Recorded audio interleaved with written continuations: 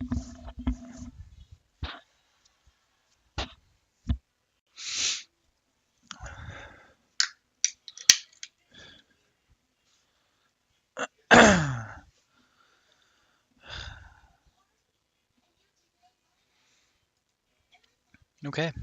I am back.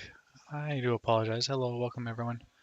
It's been a while since I've streamed, unfortunately. I actually, not too long ago, hurt my shoulder. Slept on it wrong. Uh, yeah, I was having some major issues. Couldn't even have it elevated at all without some major pain. But I'm back, and I'm ready to jump back into this. And we are starting ourselves off with a little blender. I want to make some assets for my game going forward. So right now, last thing I remember I was trying to do was work on make a ship, like a spaceship or some sort, because I'm going to be using that in my endless runner, but it's not really going to be an endless runner, it'll be an endless flyer. Same kind of idea, but just with a ship now, spaceship. So welcome everyone again. Thank you for joining up. Great seeing everyone. And let's get started here. I might want to follow a tutorial just because it's been about a week and a half since the last time I've been on. And I don't really remember too much. I was just jumping into Blender right when all that happened. So let's start with that first, I guess. Into Blender 2.8 tutorial. There was a nice one I was looking at the other day. This guy does a lot about the interfaces. Very nice. The Blender Guru, do recommend him big time for a lot of his overall courses he's got going on. But there was one I saw where they were making this right here. Just something along this lines, making a nice little building to be able to work with, a start point or some sort where maybe instead of maybe making a building, make it like a hangar so the ship flies out of the hangar at the very start. It'd just be nice to be able to do something like that because I haven't been able to do that yet. But let me make sure all my sounds are set up properly. Right now they're muted. Why are they muted? Let's put it to the headset. And then I just gotta do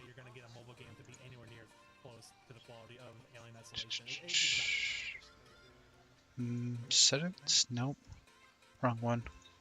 Sorry, bear with me. It's been just a little while. There we go. That's better. Okay. Turn that down just a little. So it looks like today we're gonna work on a little Blender today. Try to make an asset that looks similar to what this guy's got going on. It doesn't look too bad, but making like the curves and things like that, that'll be kind of nice to be able to learn that because I haven't really dealt too much with curves yet. A similar box, I know you can pretty much extrude them from each other and just adjust the sizes of the one box you have going on.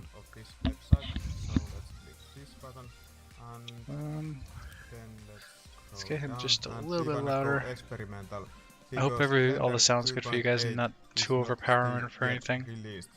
So I hope. We will go here, latest experimental builds.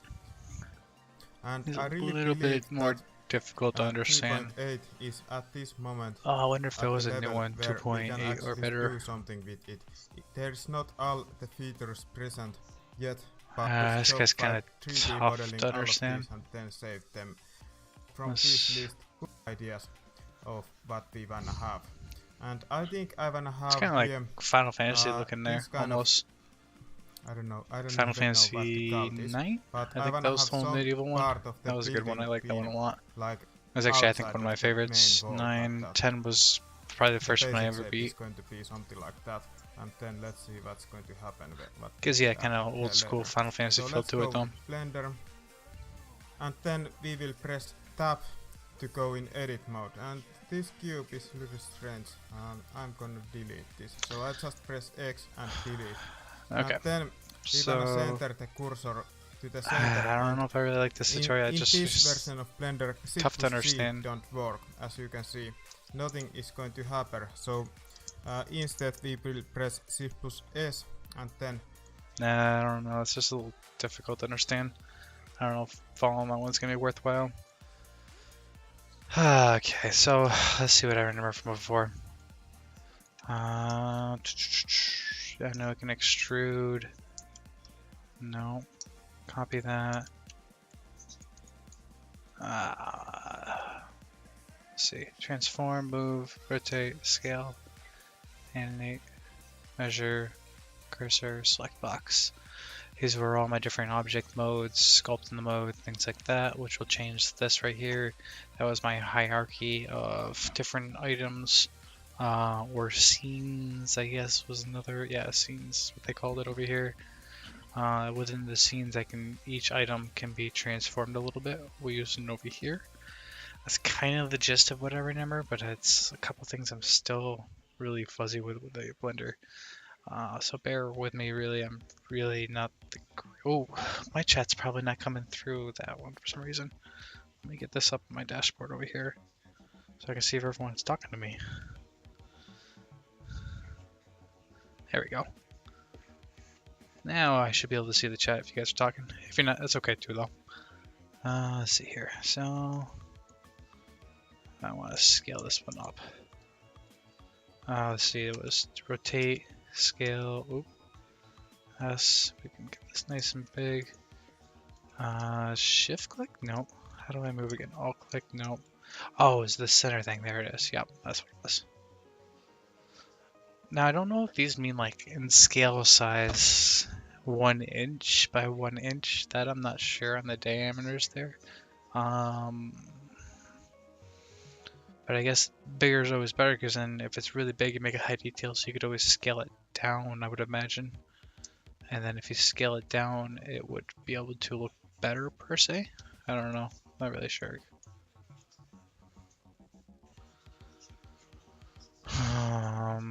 Man, I almost kind of just want to look up that sword one again I was actually working with instead of this one. I just saw that on the top up here. Was it this one that made the swords? No. Who made the sword? Just because it shows the kind of basics that I need to know, like extruding and being able to make it go a little longer along. Sword. Let's see if that does it. Maybe it was this one. My team and I always had trouble managing our tasks. So one of my colleagues found Monday.com. You can be very new to 3D software, okay. So I'll just help you remember. So and here we go. Okay, so let's start this is modeling. Roughly about where we're don't forget, you can grab the edge over here for the toolbar, push it to the right so that you can see what's what. Now you can take a look at each one of them, but just to show you how it works. Let's say, for example, I choose the face, so number 3 or this icon over here, and I grab this. The green region basically explains what it would look like. Hey, it's working. So yay. If I choose extrude, I get this plus option. I can That's what I want to be able to do. Push it upwards. So he has a whole another thing below the measure. And how the heck does he get that? No. No. Edit. Render. Is it? Oh, yeah, that's where it was. It was model on it. Okay. So that's what I was looking for. I can then extrude. I think there's a hotkey for that if I'm not mistaken. Can I click that? Nope. And then I would click aside. I think I click the corner I want, or I could shift click and click multiple ones. And then that's technically extrudes the next one. Hey, look at that, we're learning already. Or, well, for me, remembering. Alright, so I don't know what's gonna look good, but let's just kinda there we go. And I'm gonna want to set this side. And I could technically change it to that one. I think that just does the face values. Yep.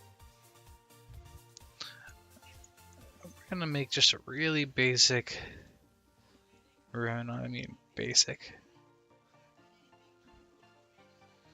That'll be the jet. I don't want it to go that low, but that's okay.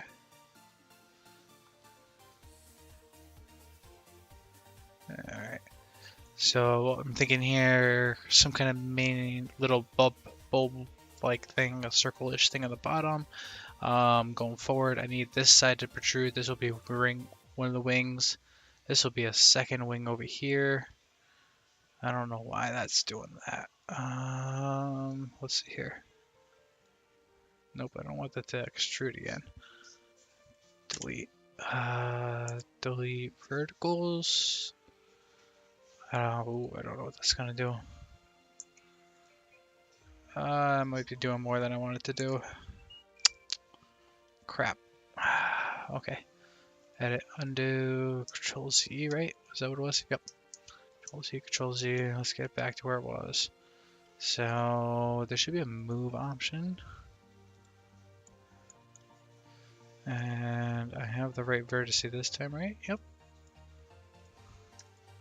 If I shift all this, I should be able to select multiple ones at the same time. There we go. Then, how do I move it? Like that? Nope.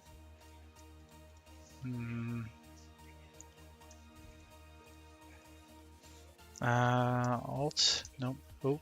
Oh, it was scale. So, no, it wasn't that far over.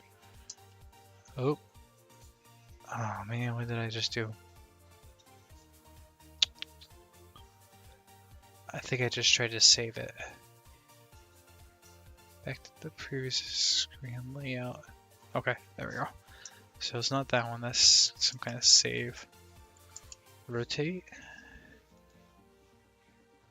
Oh, I don't even know what it's doing. Oh, I think it's cutting it. Yep. So if I wanted to add like extra little spots in there, I could do that, which was Control R. But right now I want it to actually move. Or really, I could just delete it somehow.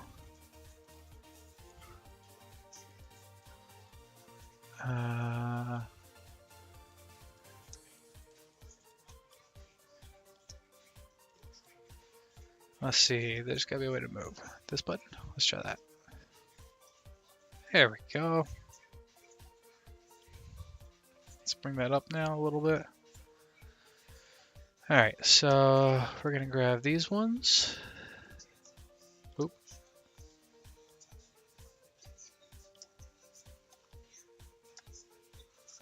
And these are gonna be the back end. They're a little off, that's okay. I don't want to. I want to scale it in, and then I want to move it. It's on move right now, right? Yep, I think so. Yeah, I want to move it just a little over. Then I can select. Oop, didn't mean to do that. And then transform, cursor, select box. And then there's a hotkey to move. What's the hotkey to move? No. Oh, we don't want to do that. Control Z. No.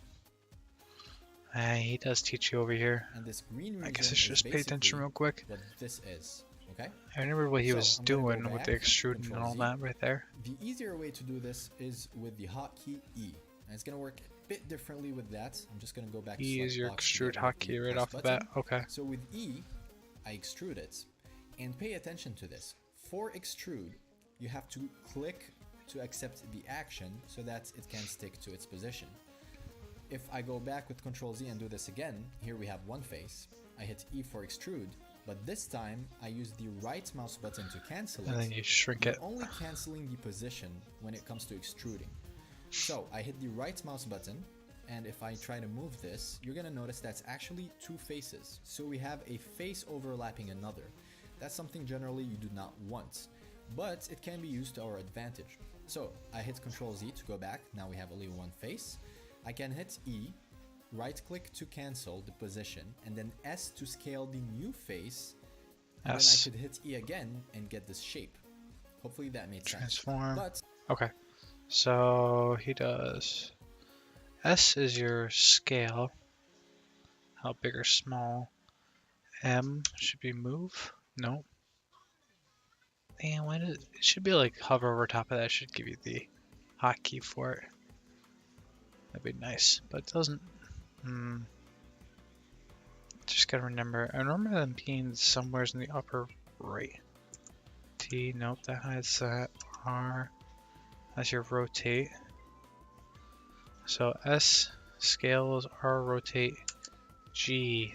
There we go. And technically, I actually want to try to. Let's grab this side. Nope. I want to grab it like. Actually, I want to just grab just that edge. That's really what I want. And then I want to move that with. No. G.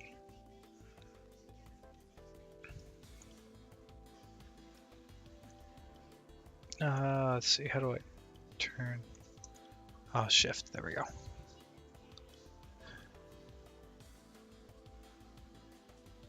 I almost feel like I should make that circular instead in the back here. Can I delete this, that, and delete faces. So now we have a new hole in the back.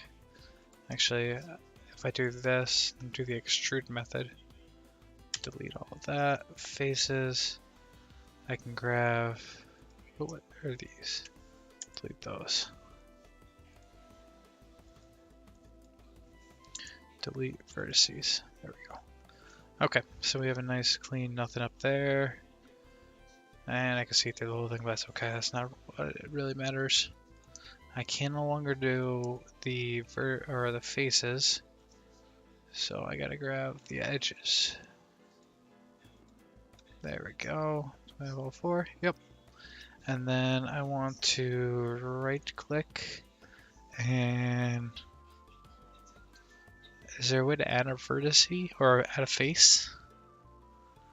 There's gotta be a way. Dissolve. Well, extrude E. And that, and then scale it.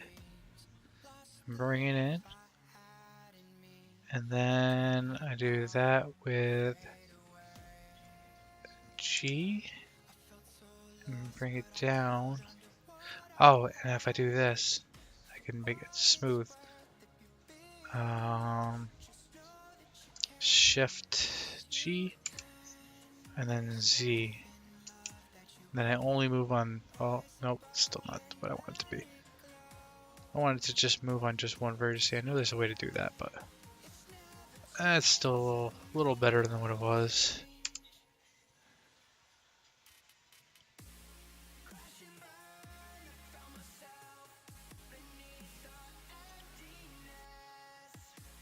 There we go.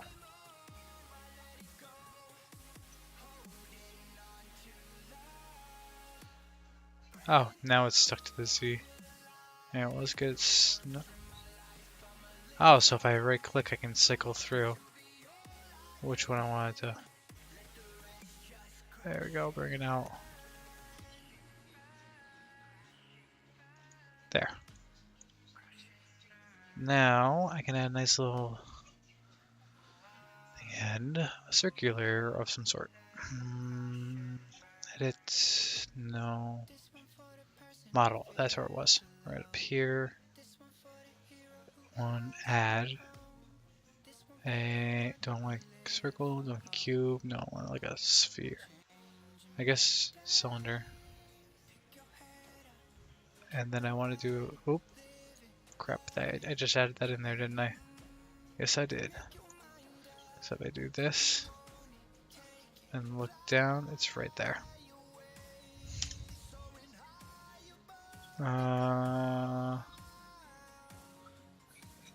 Limited resolve. So what happened there is, based on where this thing is, that's where the item's actually going to spawn. So I really wanted to move that to the edge up here.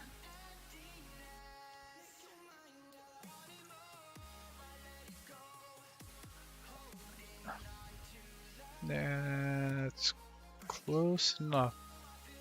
And then I'll just have to move the sphere from there. Ow. Let's see here. So we're gonna do a cylinder. This is gonna be the most rude and crude ship that you guys have ever seen in your life. But for a first time, for me, it'll make me happy. I'll rotate this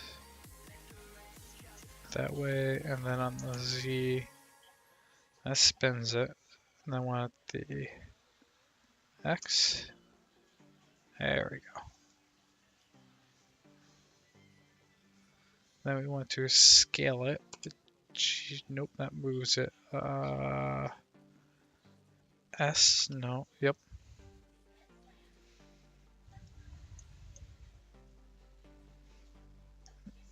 Okay, I kind of actually like how that works right there. I could technically do a little something like this now. Cone. Let's bring that out here. Look around, make sure it's in the right spot.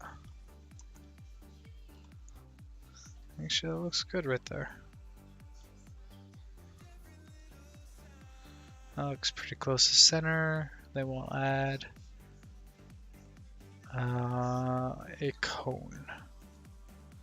Then I'm going to scale it? No. Rotate it on the x-axis to bring it around. Oh.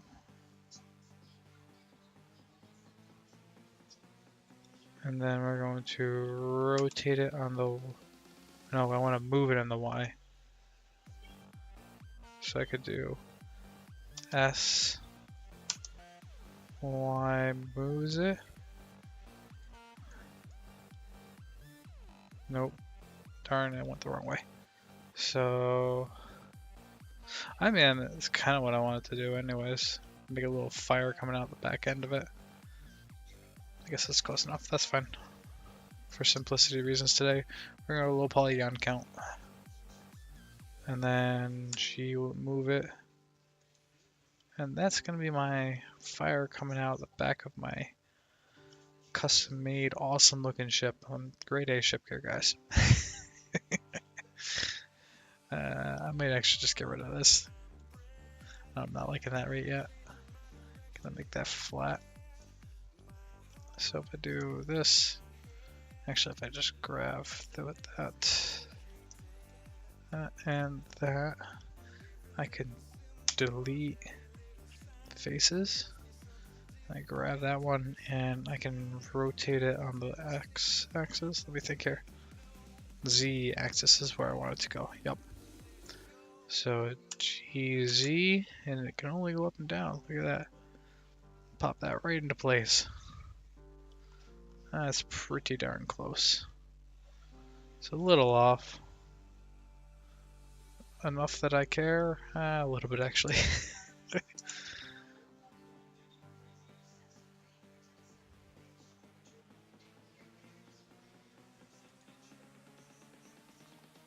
Okay, there we go. So we have, I'll color that like a yellowish color, yellow, orange, red, whatever. That'll be the fire coming out the back. You have wing 1, wing 2. Some weird cockpit there area. It just looks weird. I don't know.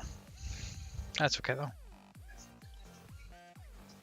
So I want to move this. Technically I don't want to move the whole thing. I just want to move the vertice actually. I want to move this one. G on the... Ooh.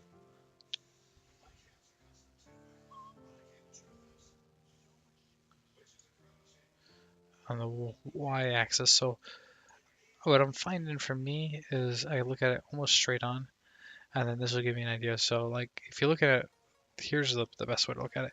Y is looking straight at you up and down. Z would be your vertical up and down, and X is your horizontal here in the situation. So if you get lost on which one to click or which one's going to help you put it in the right position, I'll be right up here. Will definitely get you moving in the right direction. So again, G will allow me just to move it. Oh, I want to go G, then Y though, because I just want to move on the Y. I don't want to go left and right. I want to go up and down. So this will be the base of the wing. Well, I actually kind of know if I almost want to leave it where it was, and then bring this one in. And go GY there. Or, well, that's the back. So I want the back to be kind of like this. And move this one, GY, kind of like that. Hey, look at that, we're starting to build a wing already. And then G, Y, Y, there we go. What happens if I move, oh, I don't want to move that. There we go. I just want those three. If I do G on the Z, wait a second. I kind of want it to I'm not sure. Let's see what it looks like first if I do this. G to Z. Okay, so it moves that whole side over there. So I don't want that. G.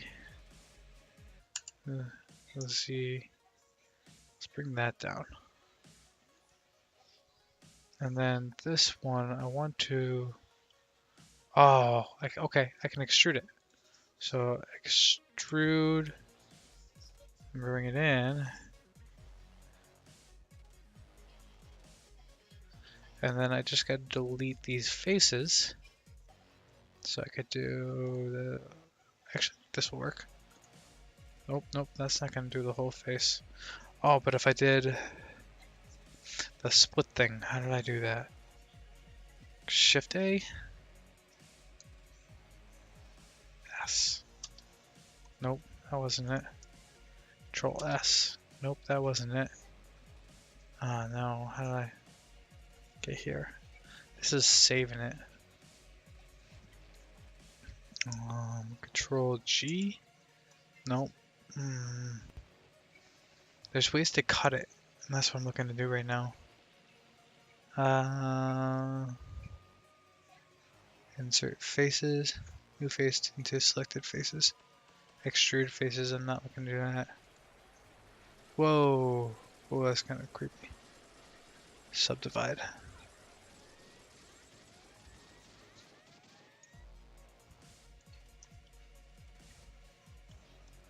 And then if I do this, it's going to subdivide it up. Okay, so that will work. It does it in the quarters, but I mean, it still does the trick of what I want it to do anyways. So let's Control Z, Control Z, Control Z, get back to, and then can I control these? Actually, I should be able to do that with this. Okay, so I could do face or vertice. And this is all I wanted to move. G. And then I want just the corner over here. G, bring that up there. And then if I hit this face, I should be able to delete that face.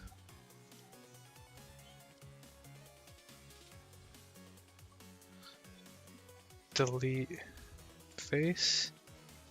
Delete face. I mean, I have a little open, but that's okay. I'm still getting the effect that I'm looking for. Is like I'm gonna eventually I want to bring this down just a little bit down there and bring it up there, and then I can kind of give it like a little pinpoint out for the wing. But this got me here with a G. No, oop. I want to do it this way. G, Z. So I just bring it on down. Line it up nice and close. There's probably a way to tie them in so they touch each other, but for now, that's okay. And then, so I did inset. Yep. Nope. I divided it. Unsubdivide. Oh, subdivide. That's what it was. Yep. And then I I know there's an easier way. There's the way just to cut it using that ring. But, I mean, this works too for now.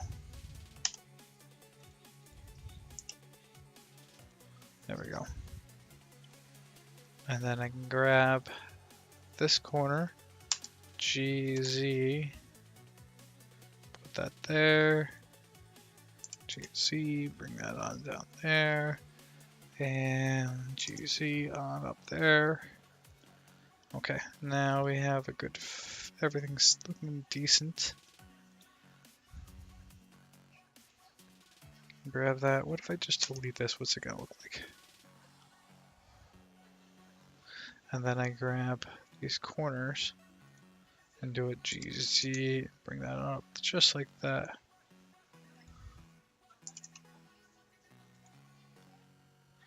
Hey, look at that, we got our wing starting to form over here. So we have the wing kind of divided right now, where I can cut it and move these points in or out, up, down, left, right.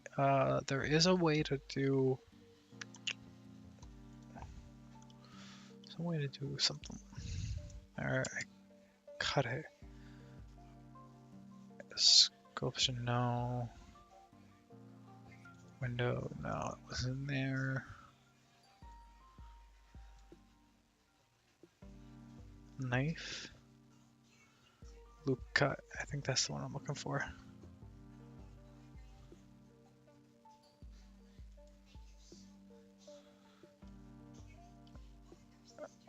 I mean, I kind of want this because then I'm going to be able to individualize each part of the wing to really get that good.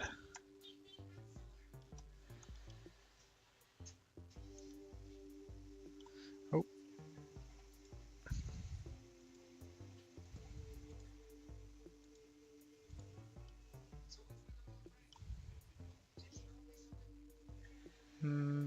There we go.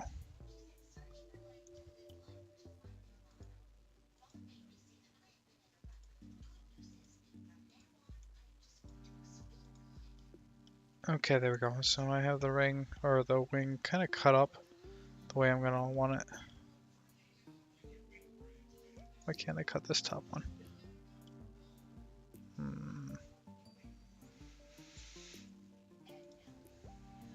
No, can't cut the top one for some reason. I can cut all the other ones. That's weird. Well, let's try this way. Boom. Boom. See if I can make this more of a wing using these controls over here on this side. I might be able to just copy and paste it to the opposite side, but I'm not sure if I can do that yet. If I can, great. That'll be awesome. G, X. And then I'm going to scale it.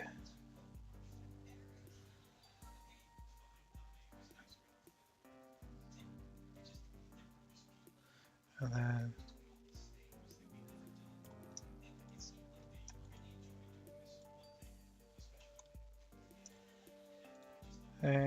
there we go. So we're going to scale.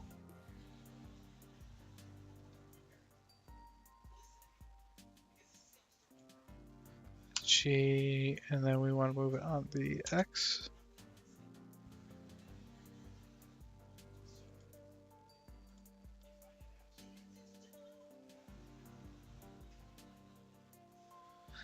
And this one, I want to technically bring up. No. Do that there. G, Y. Nope.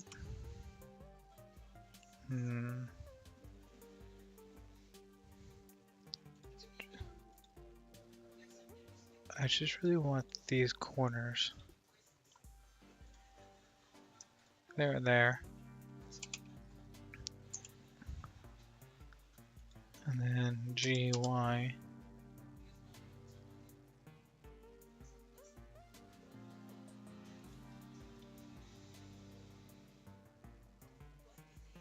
That just moved it that way. I want the G, Z.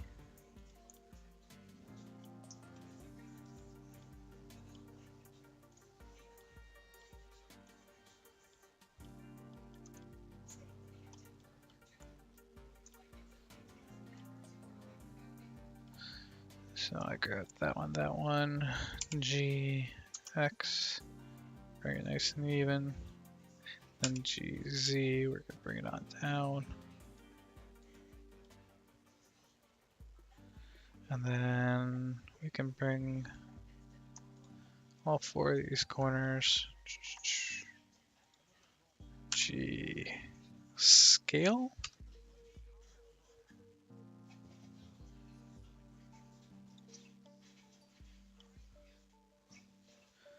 I want to scale it on the y-axis though.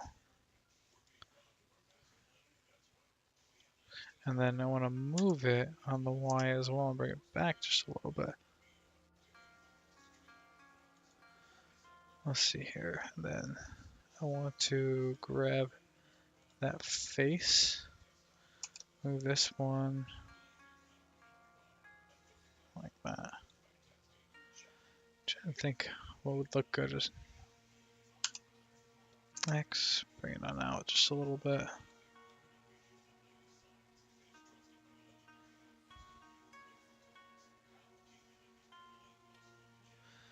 And then I can add all these. Let's try and see if I can actually do this. I want to cut and paste the other side and mimic it. And delete faces. Okay, so that's all gone. And then I want to, I even want to delete that face.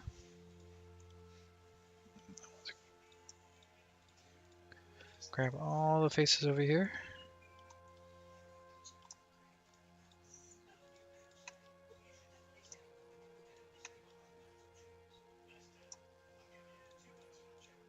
And Control V.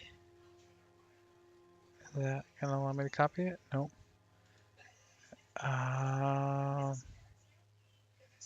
Is there a copy function somewheres?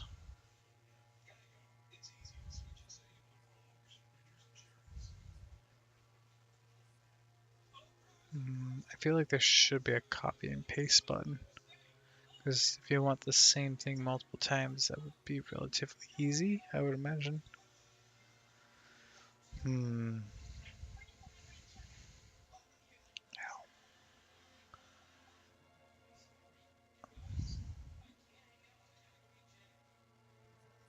Add. No.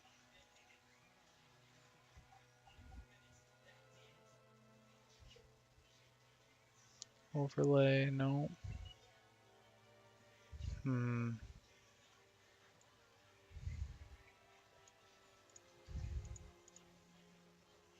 No.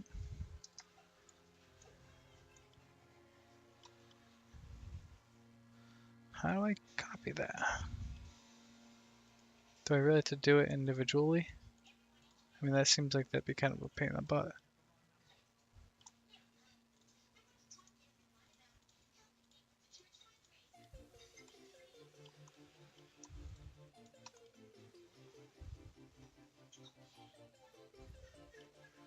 Add.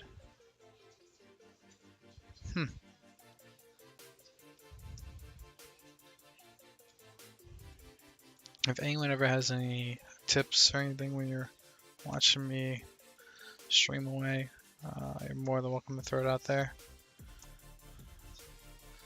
But right now I'm trying to copy and paste pretty much that so I can get it on this side for the other vertice or the other setup. Copy on, select on to buffer. Okay, and then what if I did this? And now I gotta move this thing over here. Paste it. No, I did see it. Okay, so I do have it copied. Control V. Nope. Control P. No.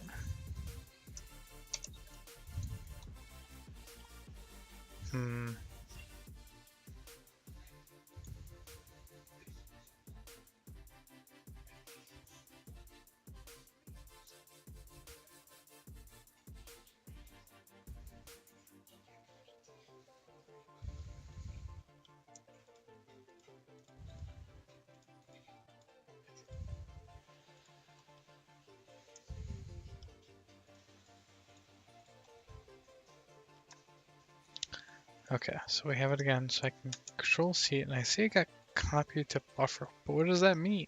Like, copy to buffer. Edit. Operate, preference, no. Window, no. Sculpt, is there maybe in this? Let's see what this is.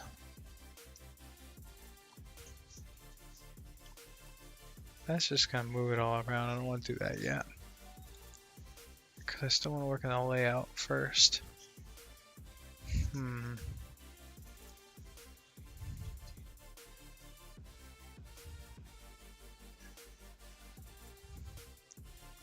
Collection. That collection, no. I don't want to add one.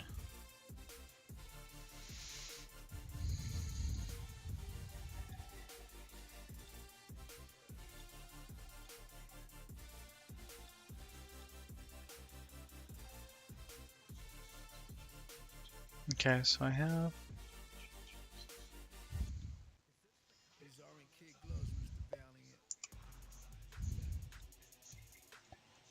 Oh, I don't know how to do it. Not yet.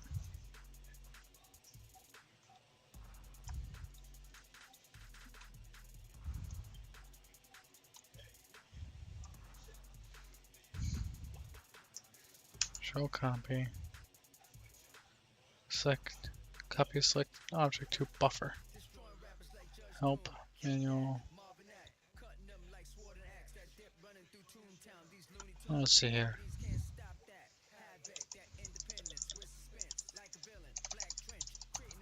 Copy to buffer.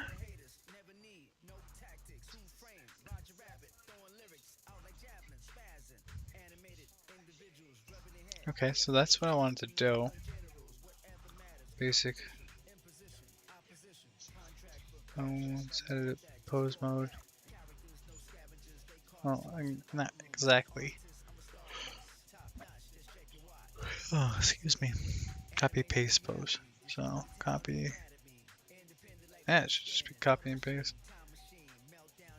But that's copying the pose. So that's like the position that's taken. I think, I'm pretty sure. It's not the pose that I wanted to copy though. That's for like animation, I'm thinking, yeah.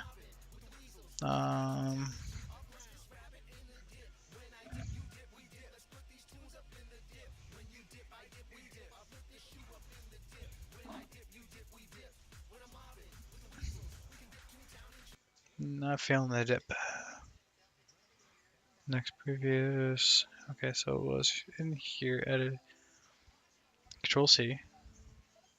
Cut and copy text buffer. Paste, Control V. Oh, I did hit that. So I mean that's what I thought it was going to be. Control C, Control V.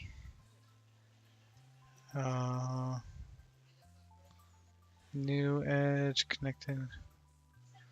Oh, I think I know what it has to do. So I have to select where I want it to actually go from. I think that's what that is. Let's see here. So if I do this.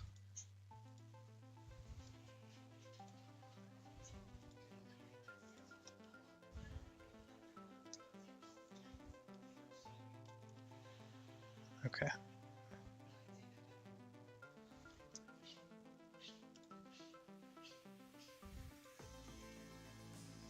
And Control V.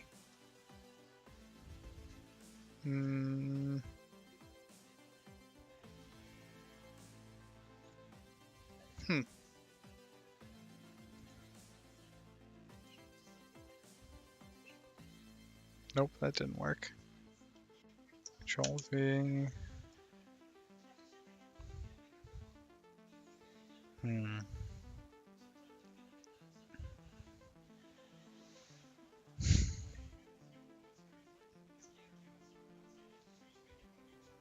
Extrude vertices? Nope. Huh, I don't know how to do it. There's gotta be a way to do it. Faces.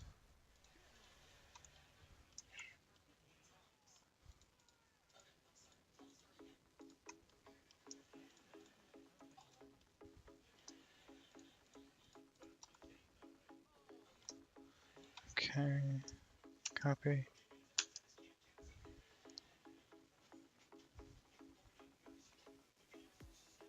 Connect vertex path. Ripple, no. Side verse, no. No.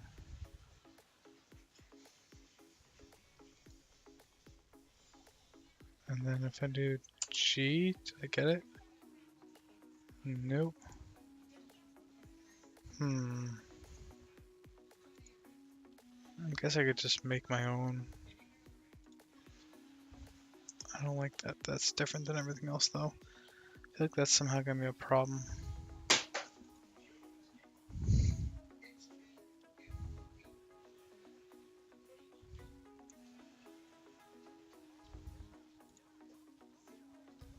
G.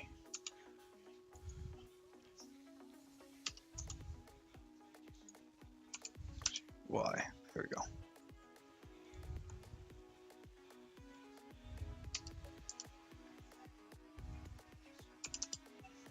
Bring it back.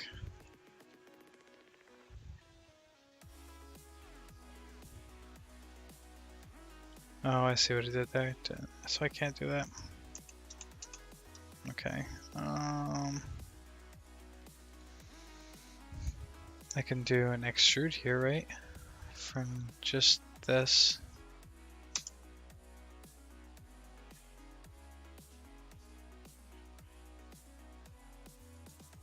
If I did an extrude Y.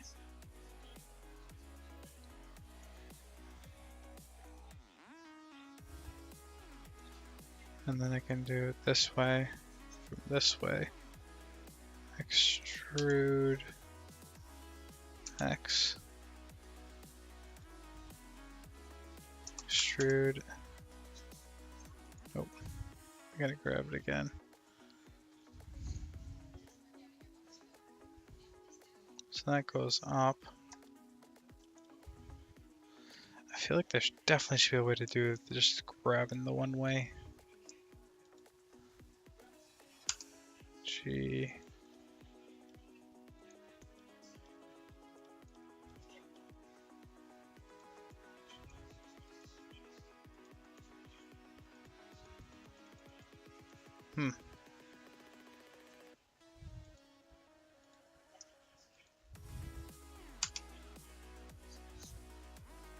That just extrudes it again. I don't want to do that. I want to just move it. Oh, I bet you I can't because it's probably delete vertices. Yep, that's why. So there was, I must have copied it and then made a second one by accident.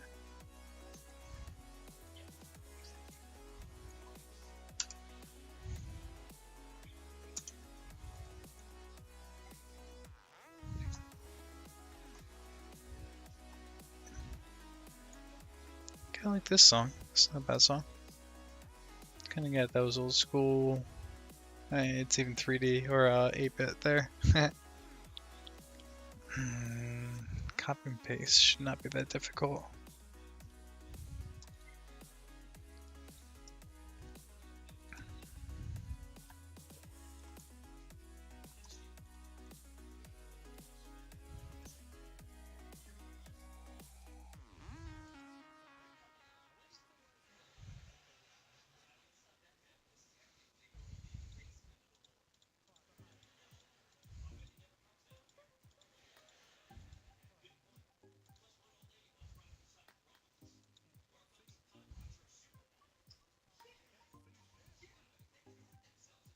Yeah, it's just a little bright in my eyes. There we go. That's a little better. Hopefully it doesn't take off the camera light too much for you guys. Actually, let's see how good it is.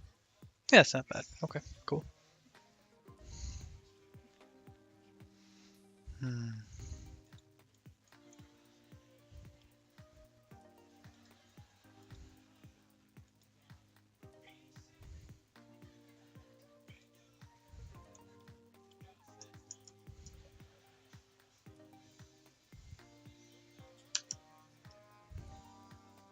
I guess I could try each and every one of these.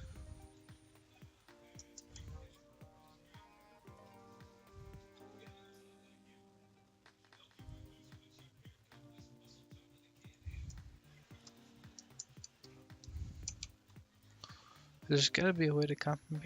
That copies it. The buffer.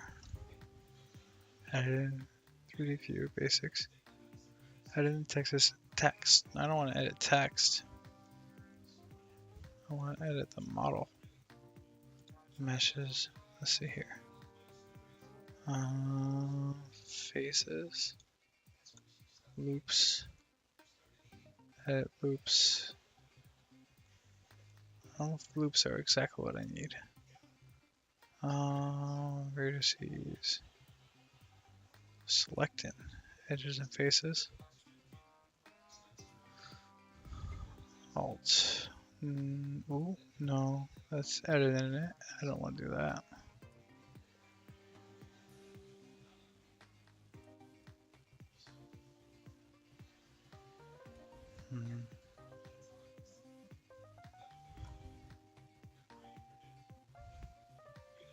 Alt RMB. Thanks RMB. Right mouse button. That makes sense. So if I do this, just because I'm curious, I think that's what it's gonna do. It's gonna split this. Alt. Didn't work.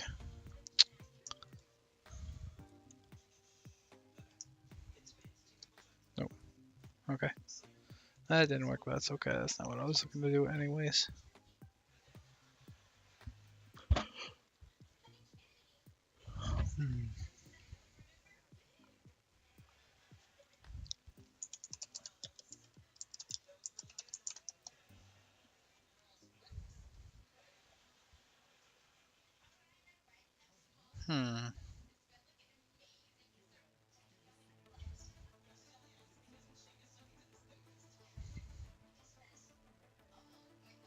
Stereo posing.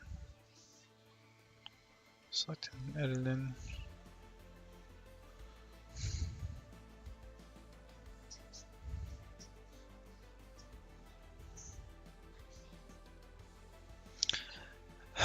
This is not easy, unfortunately.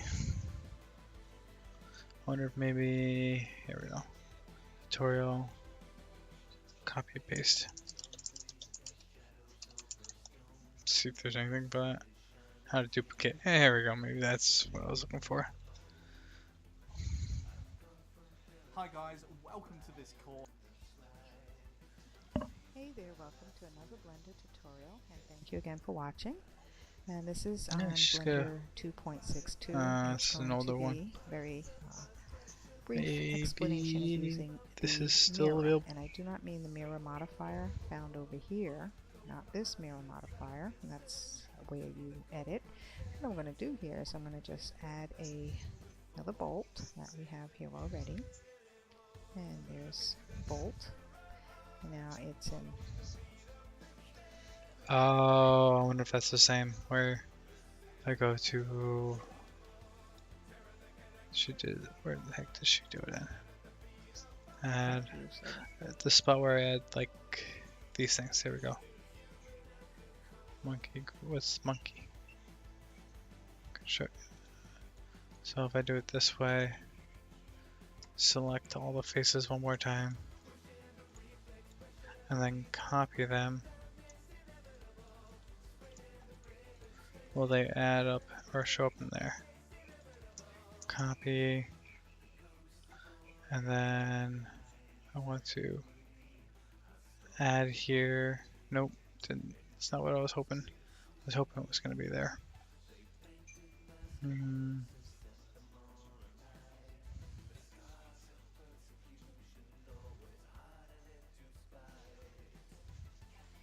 Nope, none of those get what I want either.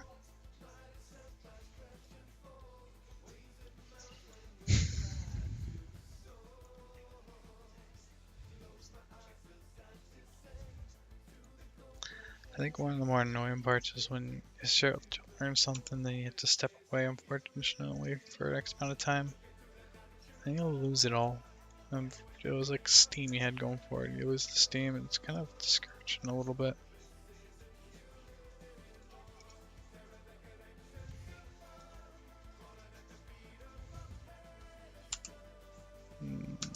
Nope, I don't want that. X.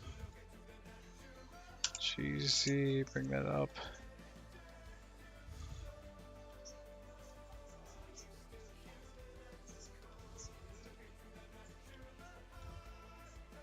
I wonder what is split. G. Oop. Extrude.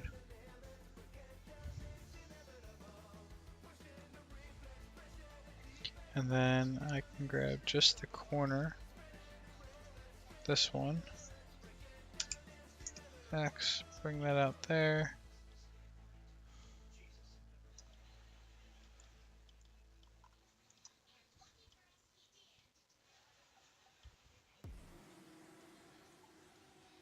G. Z, bring it down. X, bring it in. Down just a little bit more.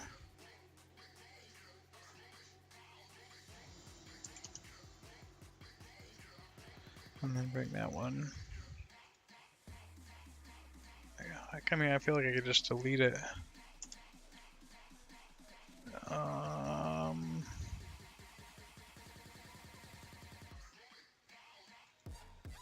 Solve it, which is... Whoa, what is this music? Not feeling it. Sorry, bud. I don't know, your music's just a little too out there for me. Like, I feel like I should be able to grab that and that.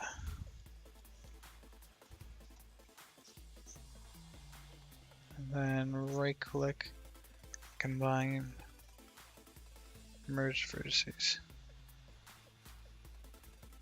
That's center.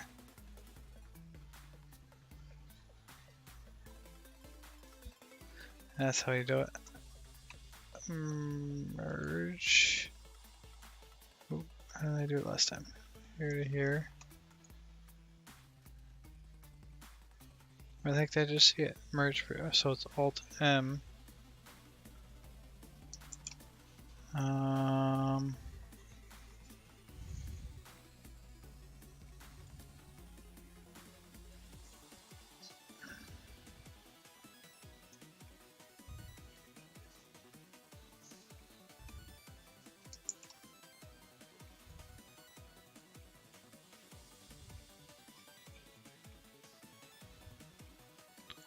Shouldn't be two there. That should all be one, right? Oh, I bet you if I did this. And then Alt M those.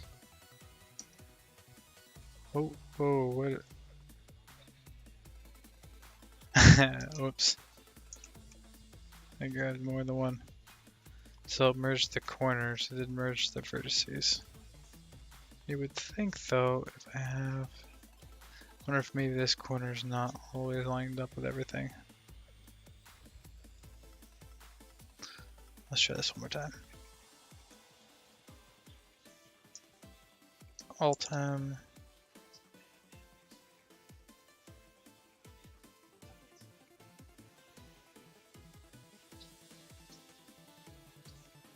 I mean, that doesn't do exactly what I wanted to, but close enough. And then G, X.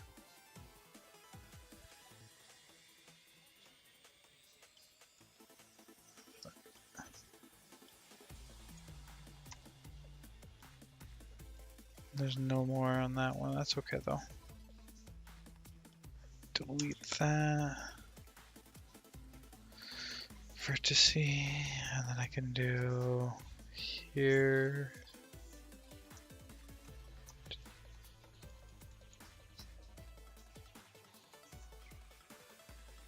Extrude.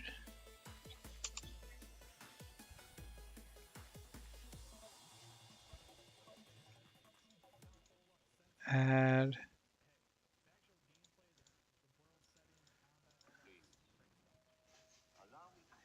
Add a face in there. Extrude face. Insert face. Nope, that didn't do it.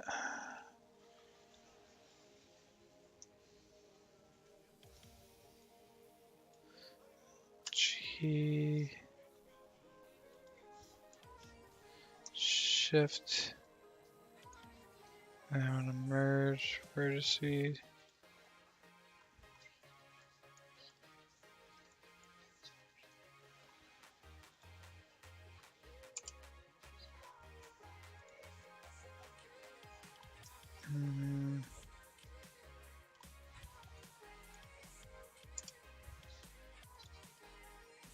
There we go. That's a little bit farther than I want it to be, but that's okay.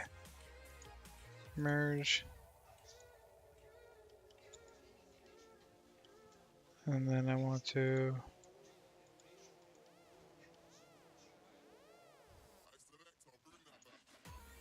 so I want to grab these points now. And then I'm going to add a face in here.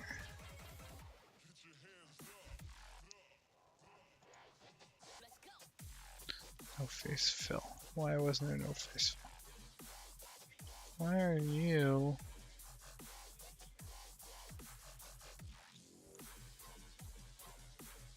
For some reason that right there. Let's see here. Like this, that.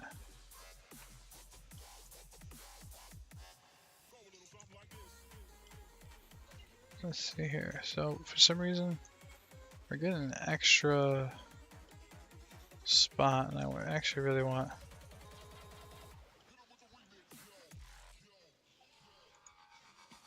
merge it last. There we go.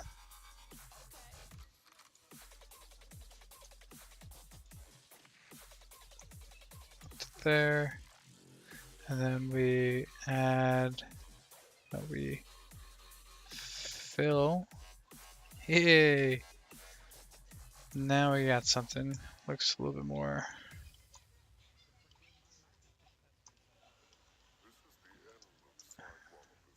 Now I just gotta figure out how do I make this join that? That's the next one.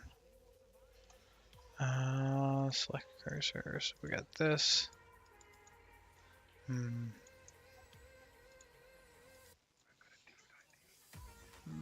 Merge.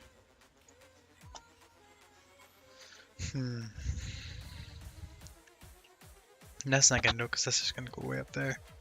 I think I need to cut it here.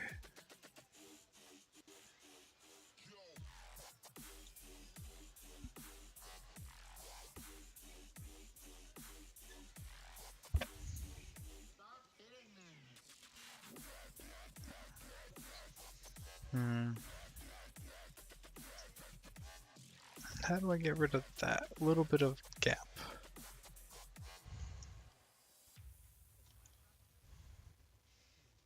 I mean, I can move it, but it's not attached though. I'd want it to be attached. I want there to be another point right here, and I think that's what I have to figure out how to do first. And I know he does it in this, actually. Oh, nope, no, not hers. And the sword one. Where's the sword? There it is. This guy does it throughout this one. Huh. Orange is the new black. But I'll go back to the model. So activate on the bits, maybe even scale it in the x-axis as such. There you go. Let's bring it down just a little bit. Then I can extrude it with E for extrude. And then scale it down a bit, right? And I'm gonna grab it with G, Z to push it down a bit more. And then I can extrude again. So we're gonna use a lot of extrude, right? So E for extrude, right mouse button to cancel, and then scale with S. And this is something I do a lot. And then G and Z to push it down in the Z axis. Again, E for extrude, and we can click to select the new position. S to scale, maybe I'll put it back up, so G and Z for the Z axis. There you go. And then we will, actually I'll put it down. We will use another E, so E for extrude or I for inset. There you go, we can do the same thing that way.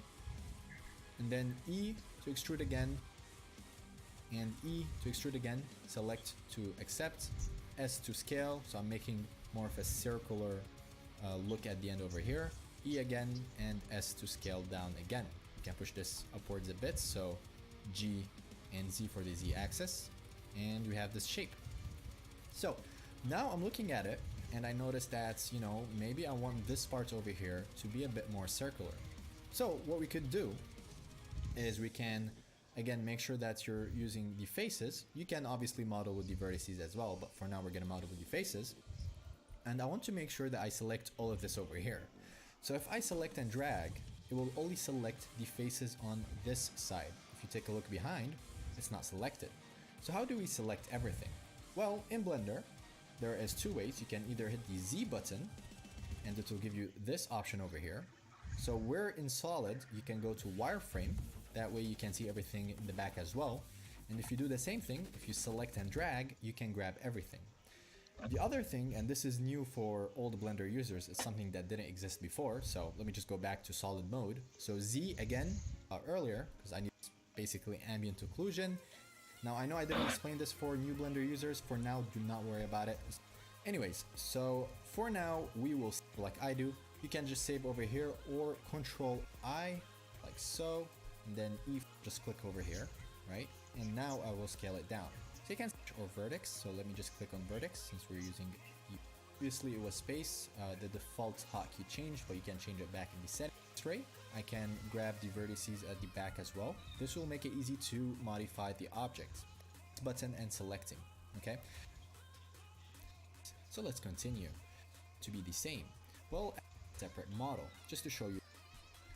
So just to finish things off, I'm going to go down over here and make sure I'm in edit mode, and then I will use the Alt Z button to go to X-ray, Alt A to deselect everything. So again, A selects everything, Alt A deselects everything, and then with the select button and by dragging it, I'll select all of this over here and I'll make it a bit more circular. So there you go. Alt Shift and click over here, you'll select the loop, and because I kept the shift button select, so there you go. As you can see over here, if I hit Control R, you'll see this yellow thing. Since I didn't select anything, so I didn't click, it's Control R. That's what I was looking to do. Control R.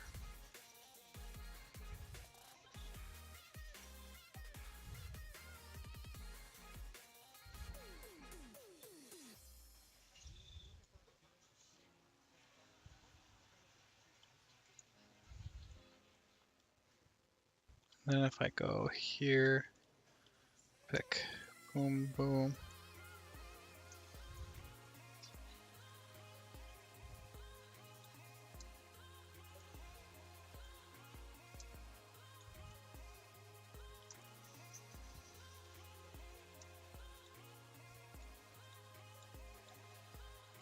Come on, I want to select more than one.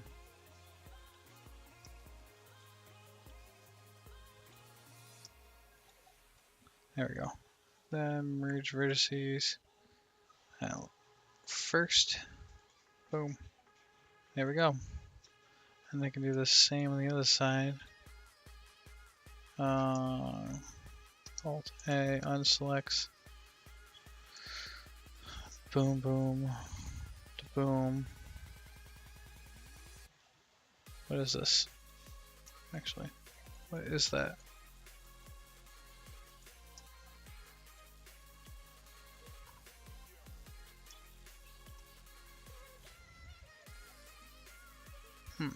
It's not picking that one.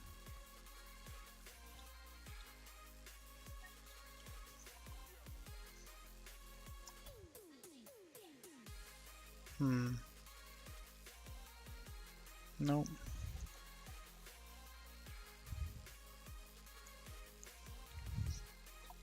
Well, Alt. Oh, Control R. I feel like I kind of just want to start one more time over, and then I think I can do this better now that I can cut it like that. Let's try that real quick. We're gonna go from, I like this design, so we're gonna keep with that. It kind of looks like a wing for a bird, almost. But I'm gonna delete everything else going forward.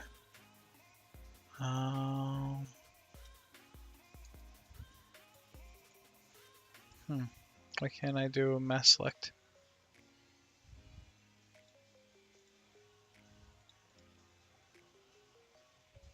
Box select. Delete faces.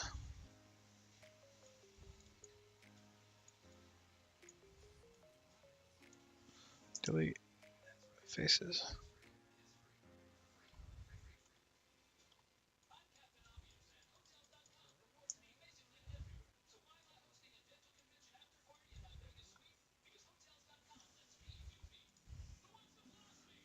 Delete faces, delete faces.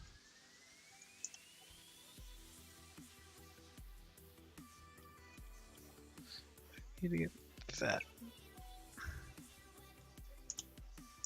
Delete vertices. There we go. Believe I've got everything taken care of for this. All I want to do is delete this. I don't want to delete all the rest of that. That's all cool. Good and happy with that. So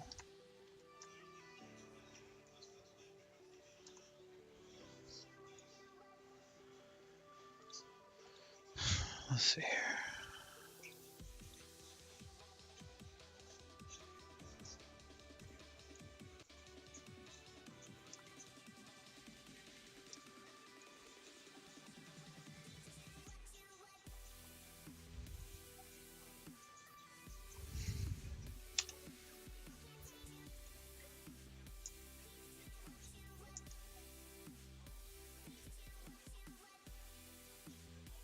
Okay.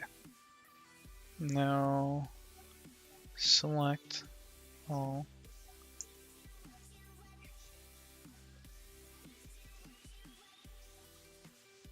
I don't want to do that. Alt A or Alt S. Nope. Back to previous. Alt A. That's the one I want. So G on the Y.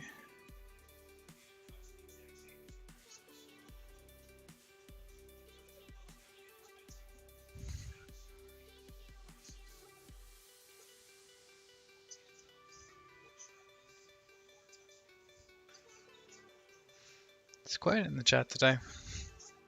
That's okay. I'm not doing too much exciting stuff today.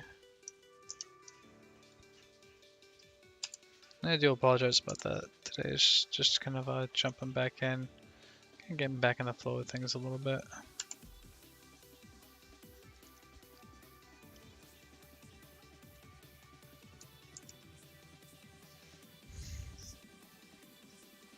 Let me think. I feel like I want to start fresh completely.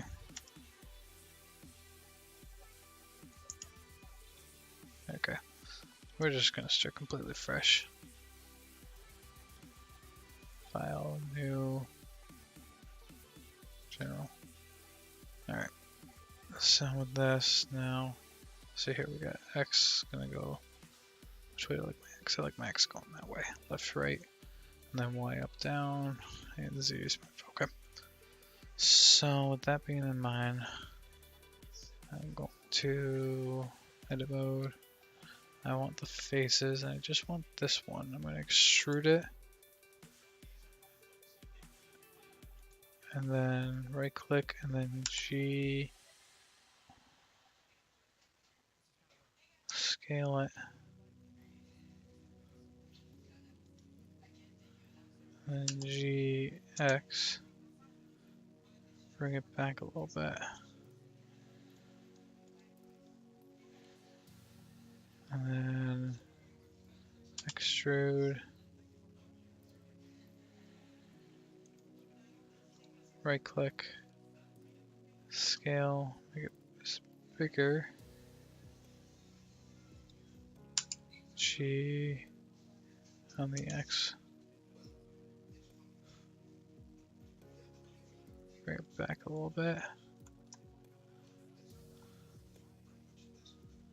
And then I'm going to bring this one back in. So extrude, scale, and then G on the X and bring it back in this direction. So now I have a nice little boxed in area where I can build a flame out of. Now here we're going to extrude.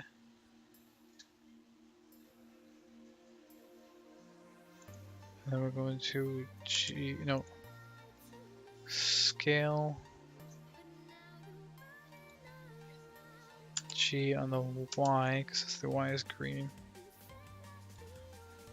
G on the X, we're going to bring it back just a little bit. We're going to extrude it again. And move it on the G on the Y. Oh, wait a second. Okay, I did that again. Didn't want to do that, so G on the Y should be, there we go. And then we're going to move it forward, so G on the X.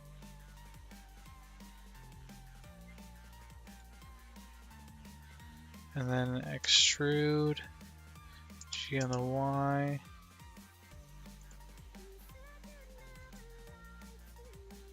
Control Z. Extrude, G on the Y.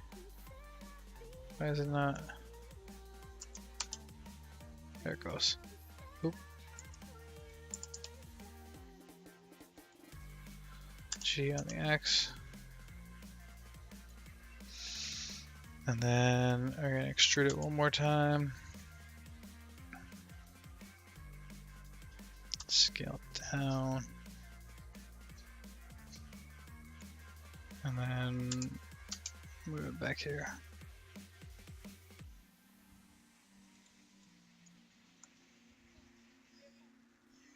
And that's kind of the basic. I'm gonna make it look like a bird. So here I extrude roughly about there. Oh, but I shrink it down first. Scale.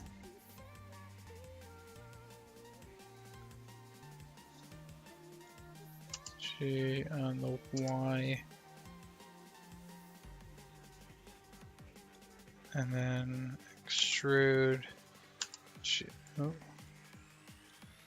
G on the Y, G on the X, just a little bit, then we extrude it again,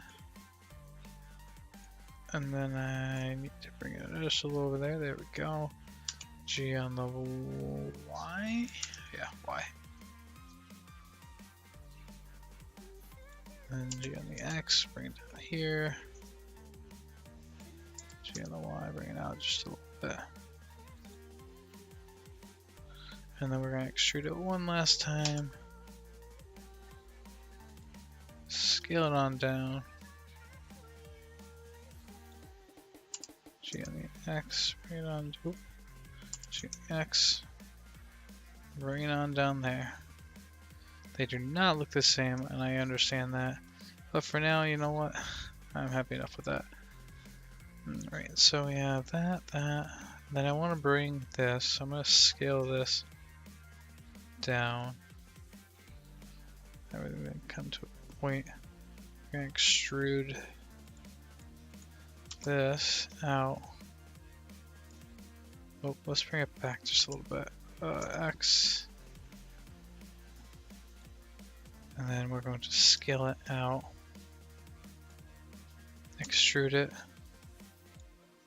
Scale it way out now.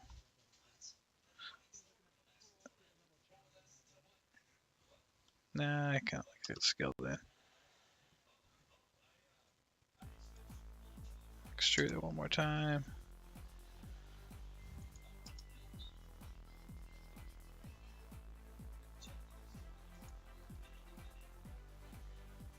There. Eventually I'll figure out how to kind of, oh, I mean, you can already kind of see some problems I have. My OCD tells me I need to fix that right now. So I gotta do Control Z or Alt C. There we go. I can select vertices. G.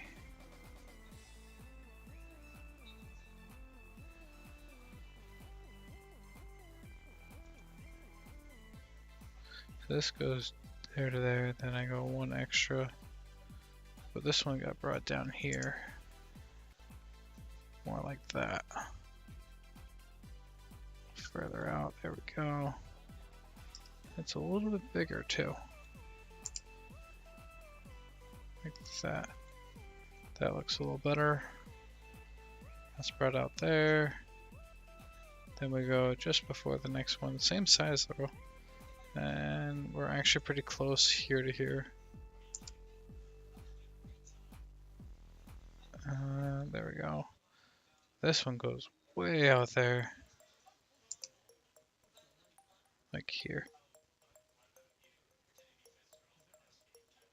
There we go. Z. That's, I mean, a little bit better. Not even, but that's okay.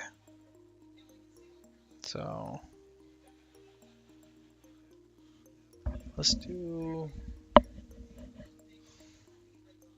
kind of looks like a turtle. Well, I kind of want it to be these facing back, because that's where the jets I want to come from. I want to flare out in and out, so let's change that. So I want these to rotate. These. Oh, ooh. Hey, what's going on, Ben? Yoot. How we doing? It's been a while since I've been on, actually. Hope all has been well.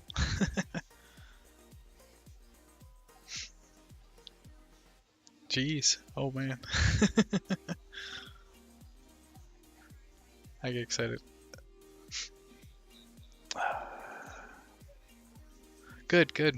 Yeah, unfortunately, I hurt my my shoulder, actually. Well, not my shoulder, but I slept on my arm wrong about a week and a half ago. Killed a nerve muscle somewhere in here, so my arm, no matter what position I put it in, was just major pain. It's better now-ish. It's not 100%, it's like 98%, but I mean, I couldn't even be on my computer, like, just having it rested like that was major pain there for a while, so it wasn't until probably about 4 days ago, I was able to get on my computer and actually be on it. But then I had to catch up with eBay before I could go streaming again. But I'm back. I'm actually in the process of building a spaceship right now. No, just slept on it wrong. The stupidest thing in the world. Went to sleep and everything was good, and then woke up and yeah, and actually it was weird. I woke up and my thumb was completely numb all the way down to around there. The whole part of it just completely numb, couldn't feel, and that's when I was like, something's not right. And then the pain slipped in shortly right after that. Yeah, I appreciate it. Thank you. Hope all's going good with your game. I know last I saw you were doing the modeling for, you had the cube you were tossing, and then like the dissolve and everything, you were modeling that. I think that was a little while ago. Jeez, 27 viewers. I have as many viewers as I have followers right now. Woot. That's funny. So everyone that just joined up. Yep.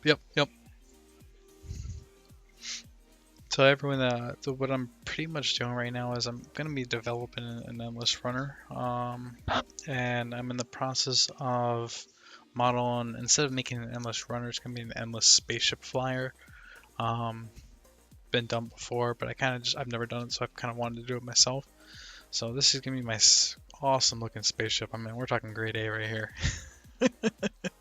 But it's something better than nothing. I don't know Blender at all, so I'm kind of just trying to learn on the fly a little bit here too as well. So it's gonna be a lot of trial and error and learning, and I'd appreciate Shaboos. Hi, have fun, man. Yeah, later. I appreciate it.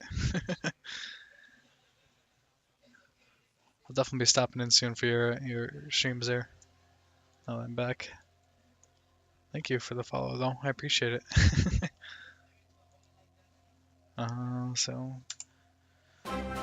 Yep, pretty much it's going to be a lot of learning in my stream. What I wanted to do and what my stream was going to be or will be about is pretty much making a game from the start. So everything and anything you could imagine, from learning how to just do the basics to the more advanced stuff. And then once I learn how to do all that and actually have a basic game built, I do want to then jump in and push it out to a platform. So there's been a couple platforms that people have told me about. Some of the bigger ones like Steam, Nintendo platform would be great. That'd be a dream of mine. Any of those kind of places where I can get the game out, and I'm probably only going to put it out for like $1. Nothing spectacular. I'm not trying to make money realistically. But what I want to see is the aftermath. So once the game's up, I'm going to go out and purchase the game myself for $1. And then see what the background, like, say if I put it up there for $1 on Steam, how much does Steam really take out of that $1? How much do I make off the $1? And then kind of give people like follow-ups on how to want to go into patching the game and things like that. So it's a lot of learning everything. I can show you guys actually my Unreal. This is kind of cool a little bit. I followed two different tutorials, and my goal here is really making a bunch of little mini games leading up to a bigger game. The big game is going to stay a surprise for a while. I'm not going to talk about that just yet, only because my partner who I am co-developing with, he doesn't want it to be brought to light yet. It's not that it's revolutionary.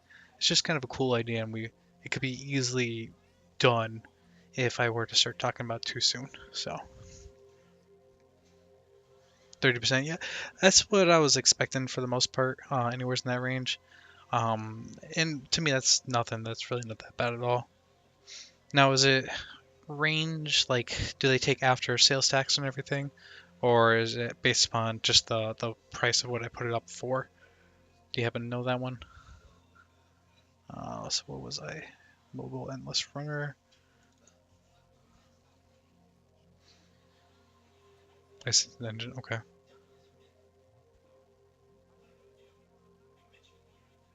That doesn't surprise me at all, actually. This team does that, to be honest. Not one bit, actually.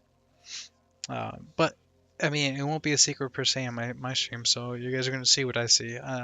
And really, all the different mini games, I'm going to put them up there. And again, just put them up for $1. If it sells, great. If I can get $1 off something, awesome. But it's not really the money that I'm looking for. I just want to see how it progresses. Like, over a month, do they pay you out per monthly? Do they pay you out bi-weekly? Yeah, most likely, yeah. So right now what I have is this. It's a coin counter. It has a sphere collision system that there is a power up, and if you enter these spheres that you see on the screen, pick up the coins.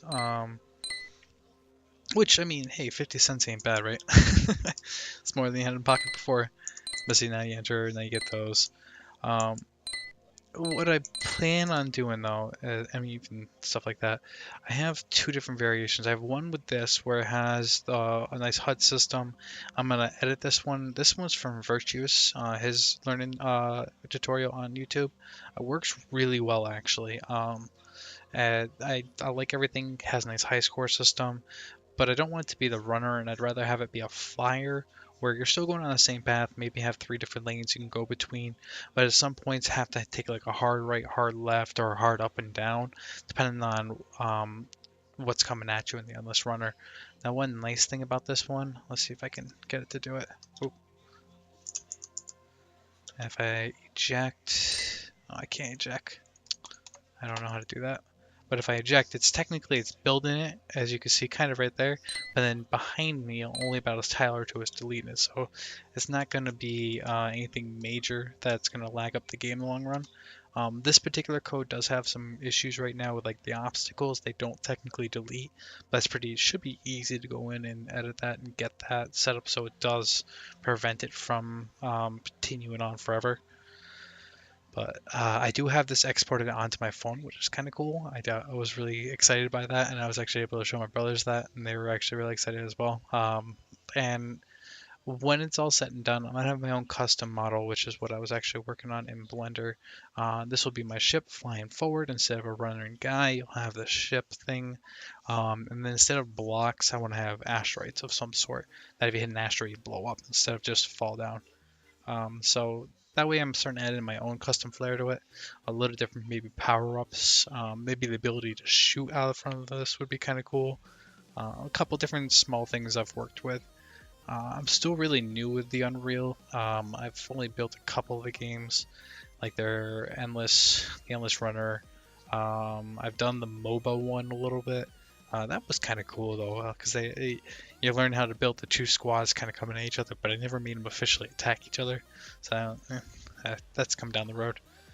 But the big difference between this one and the way they do it with the Unreal Engine is in Unreal Engine, they do it with a tile-based system when they're building their Endless Runner, or at least the one they did for the tutorial. I didn't mind that, and I think that I could see how that'd be advantage versus the one here. This one's not a tile based per se. You just have your start tile, and then it kind of generates each tile a flow of like almost a percentile if something's going to spawn on the tile. So I can kind of show you with, let's see here. It's been a little while. I do apologize. I'm a little rusty. I've been out for about a week and a half, almost 2 weeks now.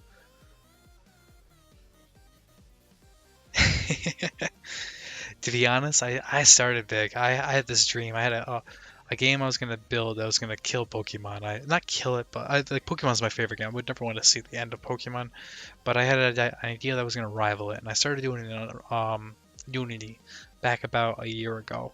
And I threw everything I had into it. I was working as hard as I could. But Unity, it was hard for me because there wasn't a lot of tutorials out there, and a lot of my learning I learned from others, and then go from there. Exactly, yeah. It was a cool idea. It's still on the back burner. My partner and I, he's been in the game development for a long time. I myself have only been in this for maybe a year, give or take. I did a lot of Unity for a while there. I've done RPG Maker, all that old stuff back then. But now I'm kind of working into the Unreal Engine, and I think this is going to be a platform I'm going to stick with for a while.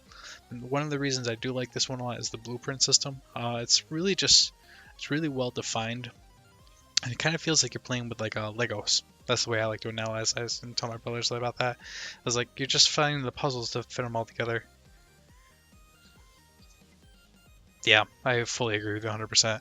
They really, they shot themselves in the foot because they made something that could work well, and a lot of people would have enjoyed it had they not done the same. If they just made their own, what's the word I'm looking for? Models and things like that, sprites. That's all they really had to do. Uranium was fun though for what it was. I was happy to be able to play it for the little time I was up. I think they had it out there for a week before Nintendo did a NDA, or yeah, not NDA. The stop and desist DC's license that they do there.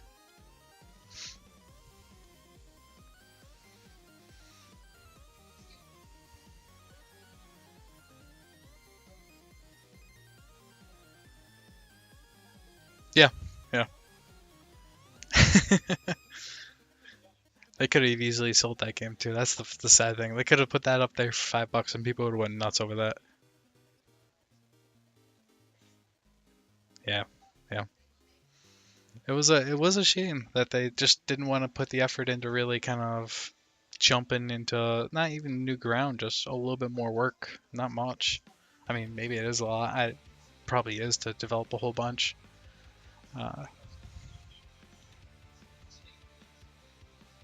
Yeah. They should have definitely done something differently. But they didn't, unfortunately.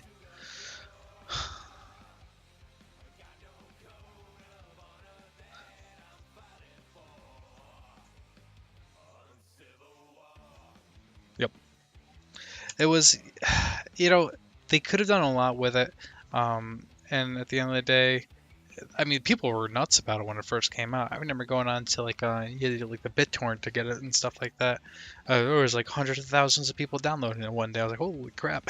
It actually shocked me a little bit. I mean, I know people like they're looking for that type of platform, but it shocked me a little bit on how much people were. Oh, I'm sure it is. Almost anything you can find on the internet if you really look for it. Yep. Rotate on the X. Nope. Want to rotate on the Y.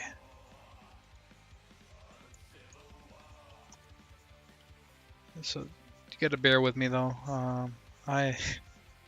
It's true. Anything's out there on the internet if you look hard enough. Just about. I'm sure I could find my great-great-grandmother's social security number on the internet if I really looked for it. Why I would need it, who knows. So I want to rotate that on the Z. Ah, there we go. That's the one I wanted.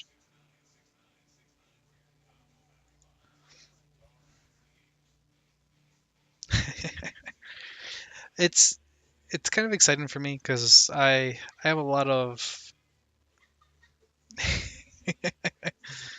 I do have a lot of passion when it comes to these. Like I can show you guys can check out this a little bit. I was cleaning up my desk area today and kind of getting things kind of set up, and these are all my notes for the game that I'm developing. I'm not going to show you what's on these yet, but I've done a lot of paper and gotten things kind of behind the scenes ready, and now I just got to translate it to this. It's going to take a while to get to that, but over time we'll definitely oh hey Dink or Dark, how you doing? Oh wait, not Dark. Oh yeah, Dark, sorry. I thought you were Dink memes. I apologize.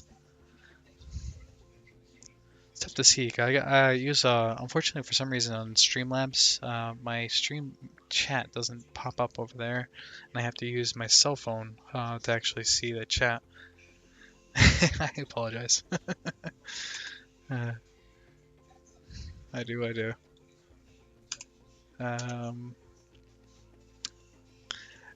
It's tough sometimes, you know. Yeah, that's what I've been using is the OBS. It broke itself or something. I don't know what it was doing. But like I pulled it up. Everything's good over here on my screen. I have all the information available to me. I am seeing my chat actually pop up in there, which is nice finally. I'm hoping seeing that on screen as well, you guys. Is the chat as you type? You see yourself when you're typing on there, right? On the right-hand side? Yep, okay. Now, on my screen, though, unfortunately, when I look at the OBS, I don't see the actual chat in OBS. Like, on the right-hand side, you can see where it'll say stream chat and all the different rooms and things like that. It's just blank for me, and I don't know why. I could type in here, I think, and I say hello. Oh, no, it doesn't even pop up over there. Yeah, I'm not sure why it does that. But I can type over there, I know that for sure. Oh, maybe. Maybe you are right. Stream chat rooms. Chat. No. Refresh chat. I can't figure it out today. Oh, no, I just go downsizing it. Awesome. Nah, it's okay. I'm not going to worry about that because I can still see the chat anyway, so it's not that big of a deal to me. As long as you guys can see the chat on the screen, that's what matters to me, and I can see you guys talking to me. That's the other important part. Other than that, everything else is just kind of secondary as I learn more about this. So I've been streaming myself since a little bit past the new year I started. I was doing Final Fantasy XIV a long time ago.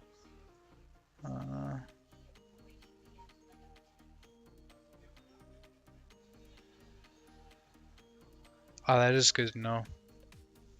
Use your source engine, then there's an additional paid fee to Valve for the engine.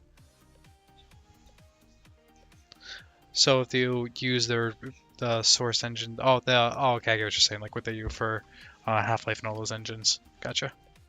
But if I'm using Unreal, then technically, so they'll get their fee, and then Unreal will get a fee from me as well. I think that's how that works.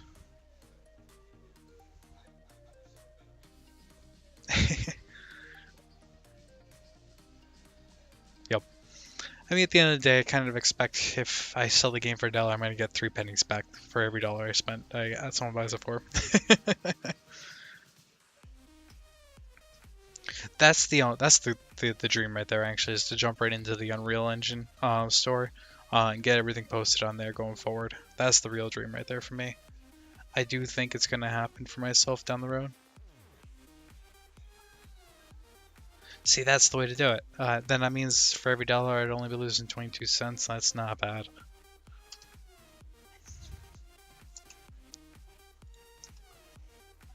That's actually not bad at all. And what it'll end up being is a bunch of small little mini games. Like right now, the Endless Flyer is one of the first steps. Then I want to build a small RPG-ish game that's more of just like a character that moves around in a field, and monsters are on screen that are, if you walk into them, you get attacked, and then you have to fight them off. And maybe like a boss you have to take on. Nothing major. I might call it like the single run or the single dungeon or something stupid.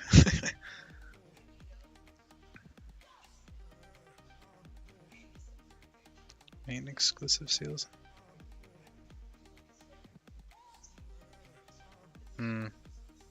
That makes sense. You know, at the end of the day, I mean, it stinks, but I look at it like, if you build something in, say, Unreal, it doesn't really matter the platform then that you want to push to after that, because Unreal kind of gives you a lot of versatile tools to put on the different platforms. And I'd imagine getting something up on Steam as well as Unreal as well as Nintendo. Right. And everyone's gonna make their money somehow, even off the work. If you do nothing and you put it on theirs and they're like, oh yeah, you got it up here, you're making millions of dollars, what do they make out of it? They should get something. I mean, I don't think they should get a lot, but at the same time, it is kind of what it is on that element of it all. I'm not too upset. The way I'm looking at it, I'm not really out to make big bucks. I'm just out to make enough to be able to keep doing this and providing people great content.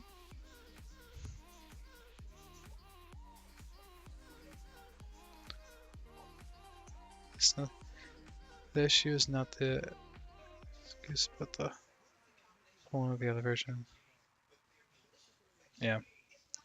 I mean, I get it why they would do it. I kind of look at like consoles, like Steam and Unreal are kind of like the modern day Nintendo, Sony, and Xbox rivalry shit you got there.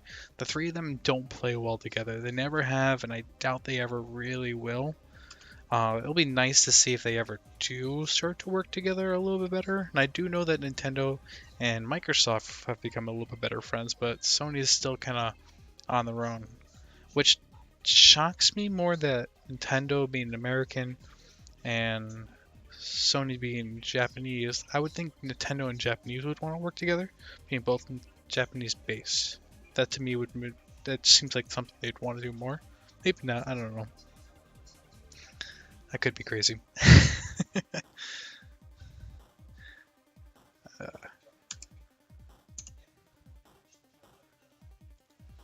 Extrude and scale. Bring it on down.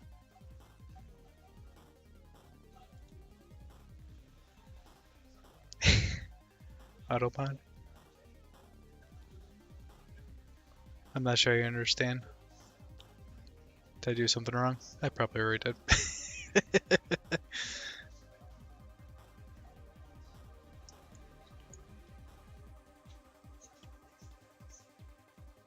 Alright, so then I want to add... Oh, I don't want to do that.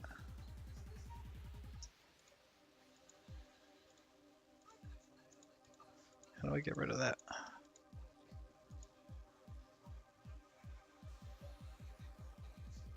Oh. Yeah, I do that all the time. I'm the world's worst spellers.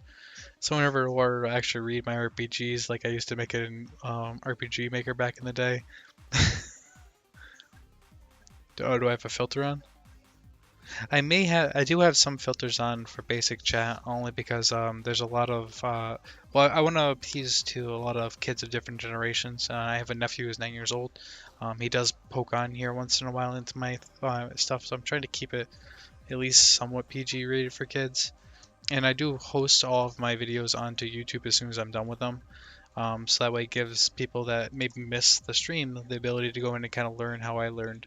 And a lot of the videos that I go through when I'm doing the tutorials and stuff like that, they're a little bit older, so some of them don't have all the same steps or per se. And you kind of have to go through and figure out the different parts of it all. And I want people to be able to see that, like, okay, so in this particular video, I had to do XYZ to fix the problem that really was not an issue in an older version of Unity. Shift R? Nope.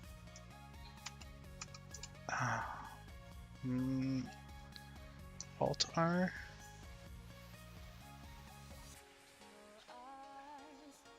The filter should be... I want to say it's on medium. I might have it on the strong one. I'll look at it and definitely adjust it a little bit better. I mean, I can go in and I can re-put the words. I know I don't want to see certain words on my channel at all. So... But yeah, that's the real goal, is to kind of give kids and people a place to come and learn, and kind of, I mean, I really just want people to come and hang out and kind of chat with me. You know, if someone has some great advice or great, you know, okay, you could do this to make things better, cool, I'll definitely give them shots and try them out. Okay, so extrude this on the X. GX, and then we're gonna make this, actually bring it in just a little bit, extrude that one more time,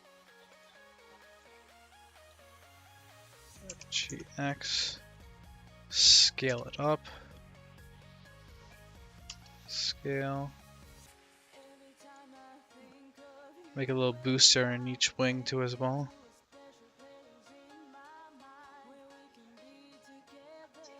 Yeah.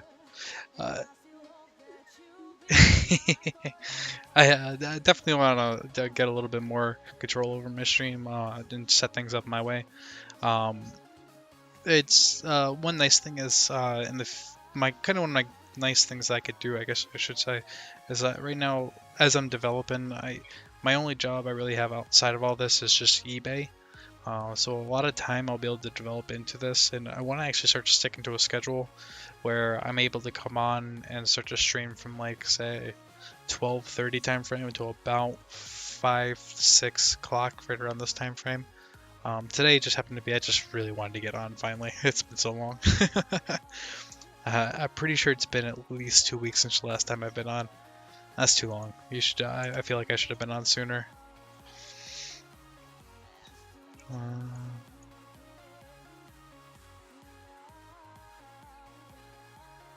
I feel like I was kind of letting myself down by not being on sooner, but I kind of had to take care of myself too at the same time. Extrude, scale, bring it in, and then bring it back. Do that same over here.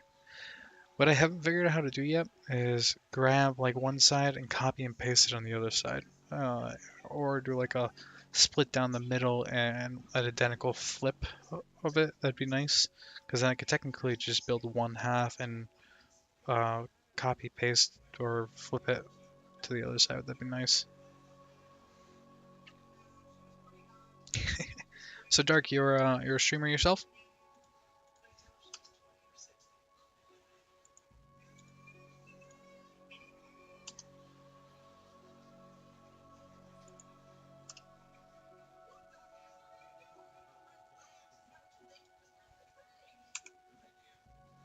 And move that on the X, bring it in a little.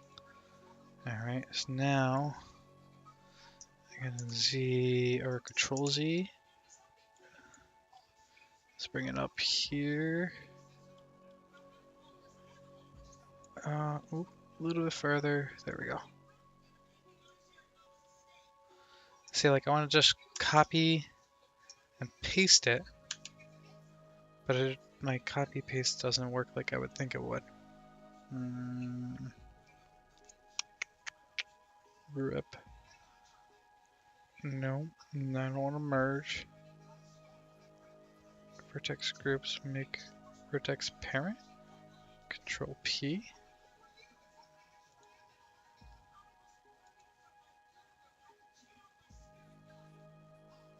Oh, is that what it is? If that's it, you're phenomenal and I appreciate that a lot. Shift D.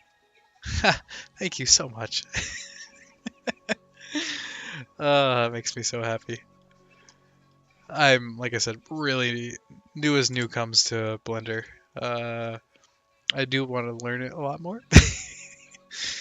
Oh, thank you so much. Really, that's a lifesaver right there. And then see, bring it up. A little too high. Let's get rid of that. Now, is there a way with Blender? So if I were to cut this in half and then select the full, I guess I would just select the full side, duplicate, and then rotate 180. Would that be the correct way? Escape to cancel motion. Then move on one axis time to get, yep.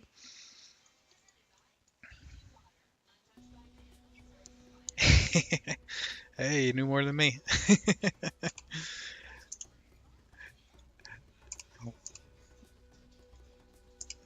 I've been learning with the Blender Guru guy for a little while there. He was the one that I just kind of kept an eye on his stuff.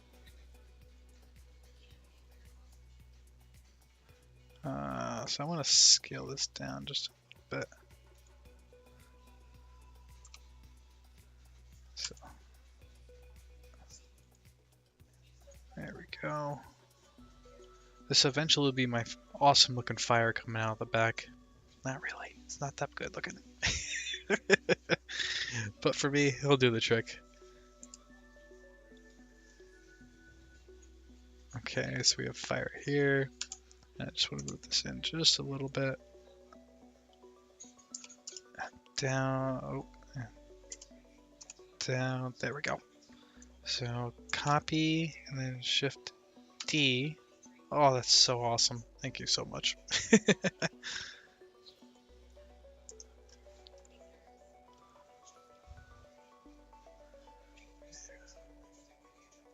That's what I'd be looking to do as a mirror effect. Definitely 100% if it's possible to do that. I imagine there would be a way to do it. It's probably like something along the lines like you build the one side completely and then mirror it, I'd imagine. I don't think it'd be something you'd want to mirror midway, or is it something where as you're building it automatically mirrors it on the other side? Because that'd be kind of cool too as well. If you can see what it's actually building. Almost kind of looks like a sword.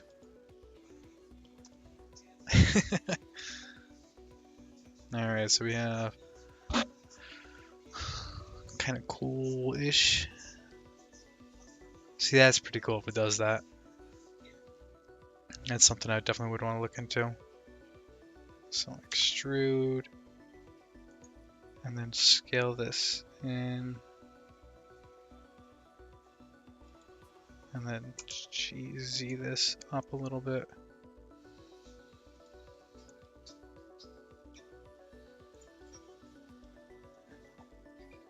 Press tab, go to the object mode, click on the spanner on the right hand side and add mirror. So press tab, go back to object mode. So object mode, tab. Oh, press tab to go back to object mode, okay. Click the spanner on the right hand side. Spanner, I'm not sure what a spanner is. Add mirror. Is that one of these things over here?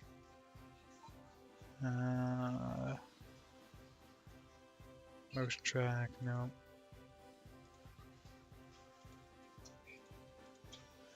Am I close? I'm not sure what to click on the spanner on the right hand side. Spanner, what's a spanner?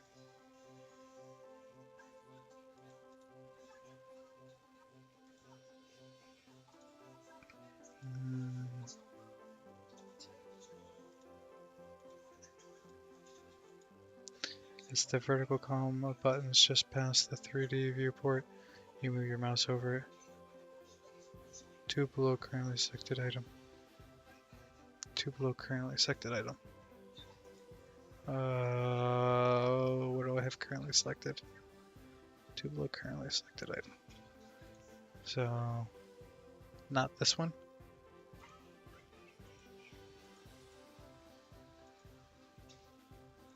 Overlays. No. Switch. What does that say?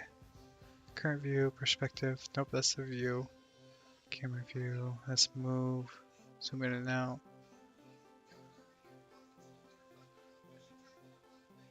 Vertical column. Buttons just past the 3D viewport. So this one right here. So down here. This one? What does that say? Render. Output. I'm thinking one of these is what you're talking about. 1, 2. Is this the right one? I think yeah. I'm sorry.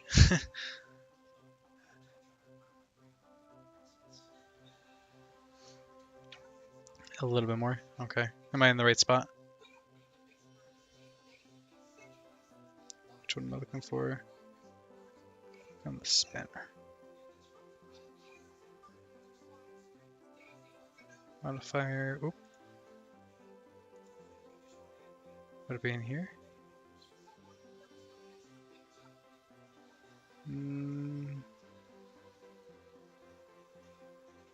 Yep, so modifier, and then I would add modifier, and then in here, mirror. Ah, okay.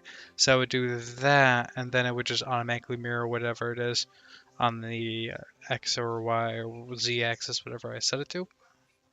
I don't want to, I guess I should click it and do it, but that's for now. Is that it right there?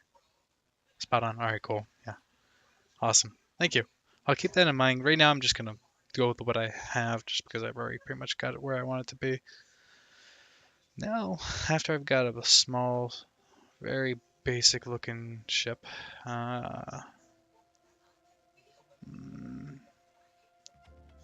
you can safely add it there and remove it. Okay. So I could do mirror. Now we'll just mirror the actual what's already here. And if I did G, or maybe not. Oop. Let's undo that. Yeah. I'm guessing it's based on what I have selected too. Like right now, since I have the whole thing selected, if I mirror, it's gonna mirror the whole selected item. But if I were to say go into tab and then select. Okay, so it's based upon what I actually wanted to, the direction I wanted to mirror. I can set that up in the settings too as well. Nice, that's good to know that. So if I wanted to work in the Z-axis, I could, vice versa. But if I were to like select, say, like that. So I have all of this selected now.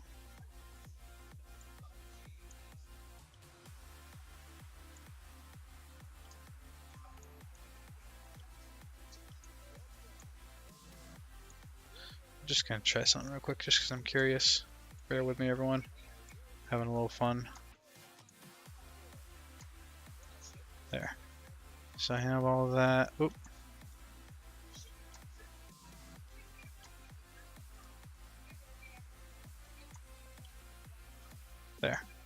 And then if I go here and mirror, oh, I was hoping it would just. I was hoping it was going to just mirror just that, but that's okay. Oh, now I have...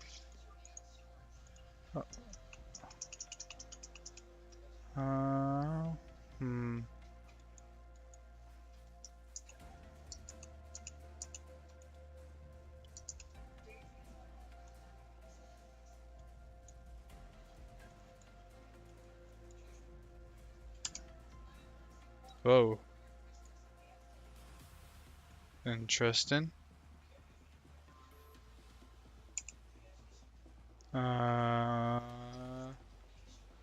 Okay. I think I broke it. Shift.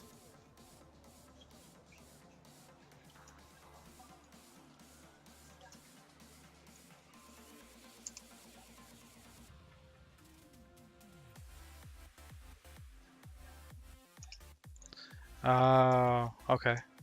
And then G.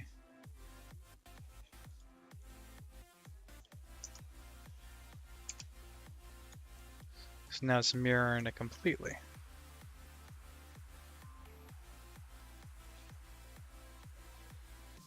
Gotcha. Yep.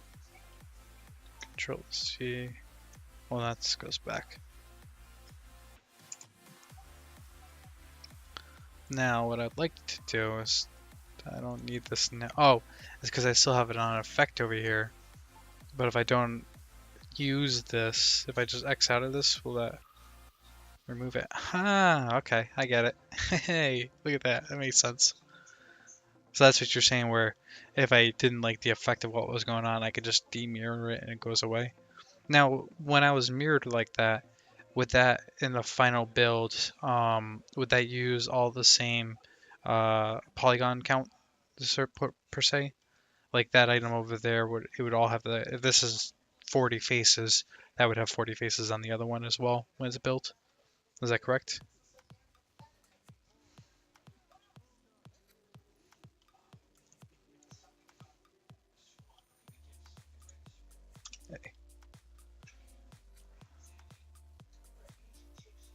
I think that's how it works. Cube. That's this whole thing. I turned the cube into, kind of looks like the bottom of a sword. Here. Or a chandelier almost. A lot. There we go.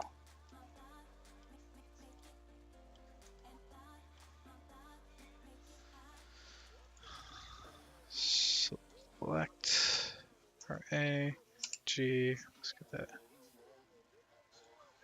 And there's probably a way to most likely do the actual points and things.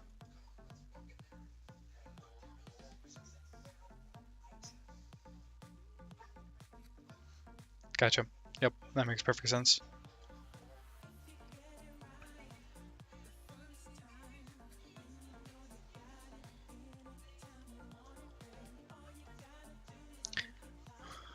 Now, the next thing I have to figure out is how to paint things. So that I actually have no idea how to do that. I'd imagine there's got to be a way to do it. Edit mode. Wireframe.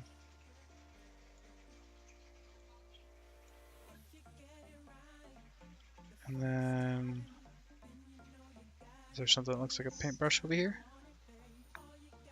Ooh, I bet you it's probably up in this area somewhere. Texture paint. Okay. What's this? This must be the circle. So that's my, that'd be my fire.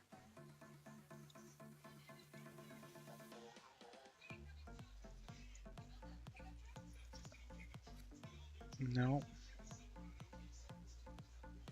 You're gonna have to all bear with me as I learn how to paint. I feel like a 2-year-old. And draw. Shift spacebar. Nope. Texture. Accumulate.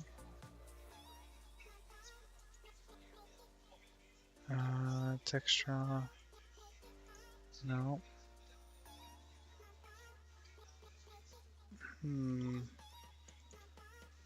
I mean, this makes sense that this should be what applies to that, and then this cross would be that, based upon the boxes, because technically they were boxes originally.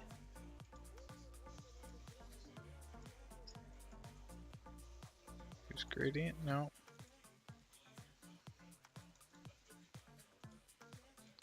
Fill threshold.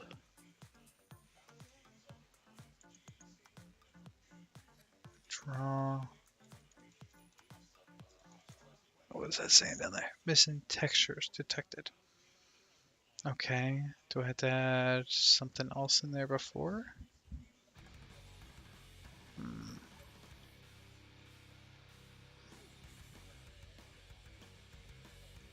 Mesh? No. Animate it? Not yet. Shading? No.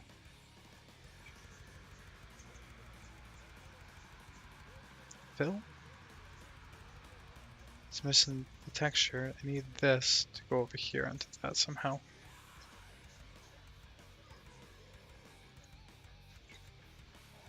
Oh, do I have to like make him paint a texture and then apply the texture to this?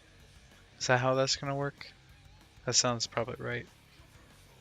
I don't think I can just paint in this per se. Probably not. That'd be too easy, right? It probably is that easy. I doubt they make you go into paint for everything. Display number for user to stay down. Add brush by mode type. Save, fill, strength, blend, gradient, no. Add new palette. Plus, minus. Okay. Texture, no. What's that button do? Okay, that drags it if I wanted to bring it away. The alphas, appearance. Probably in this video, I bet you if I just watched a little farther along, I just color in real quick on it. JT and I started this company with $60. With that constraint, we had to make the most. Just in case you've never used 3D before, what I'm gonna do in this video is just applying flat bits. So he's done coloring right here. 2.8. But anyways, once you click material. it, you can start creating a new material. So I'm going to create a new one over here. So new, and then with the plus sign, I can create more, and I will create 6 in total. And then I can name them, but since the keyboard is a bit far from my hand because of the setup I'm doing to record, I'll just do it, you know, with shortcuts. So gray for the first one, and then dark, and then let's see, yellow. And then you apply the materials based upon the surfaces you want to use it for. Green. I guess that would make sense. And then, actually, since I'm over here, let me just fix these guys. It's fine. So that he's doing that right on. Green. This one. Blue. Materials. And finally, material right here. How do I add? Don't worry, I'll explain why I'm doing this in a second. So, first thing you want to do is just give a quick color for each one of them. So this one's already gray. You can see here in the base color. Don't worry about the rest for now. We're just gonna keep it basic. For the darker one, same thing, but maybe darken it up. We'll make this. For the yellow one, we're gonna go white. for a yellowish color, but not too saturated. Yellow. Okay, there you go. Orange. And then for the green, we can go a bit more saturated. And for the blue, we'll go a lot more saturated. There you go. Oh, I don't want that one. For the brown, we can go to around over here. The exact value and saturation is not really important for now. But anyways, for the brown one, I'm going to have to how is he changing it? We can go, it's fine, so that you don't get confused later on. You can see here in the base color. Base color, okay. The rest for now, we're just changing the base colors. So this one, make that yellow. Yellow is yellow. Gray can be gray. Oh, where's gray? Let's see here. That would be. Oh, I can just do this. Go to the white, and then change that down here. Nope. Well, kind of, yeah. I guess that does the color I want up there. And then orange. This is like my jet propulsion. White. That's not white enough. Let's bring it up. And the last one. What else would I need? Red?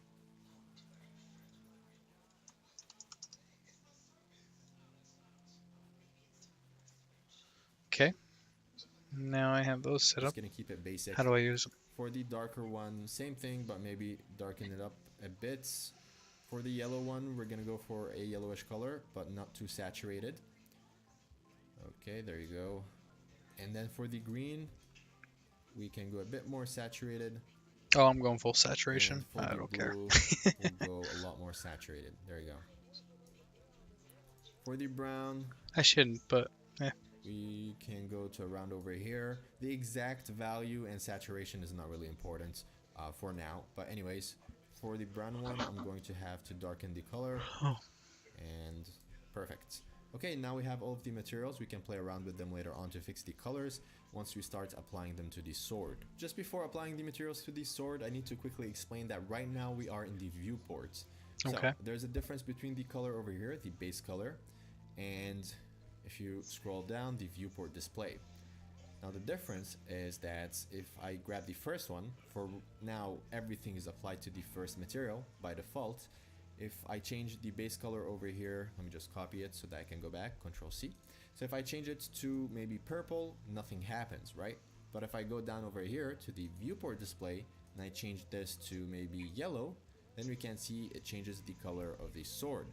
I'm gonna put this back. Since I copied the color a second ago, I can just hit Control V over the color. It will just paste it over here. And I will paste it over here as well, just to put it back to gray. Now the color over here affects the render of the object. So what's the difference? Well, I don't want to get too technical over here, but basically when you watch movies, you're watching the rendered version, not what's in the viewport. So to check out the rendered version so that we can just quickly apply all of the materials, we can go to the third one over here. So this is the second icon. We have the third sphere. And this one is basically a really cool new feature in Blender 2.8. So first of all, it's a new render engine, which is Eevee.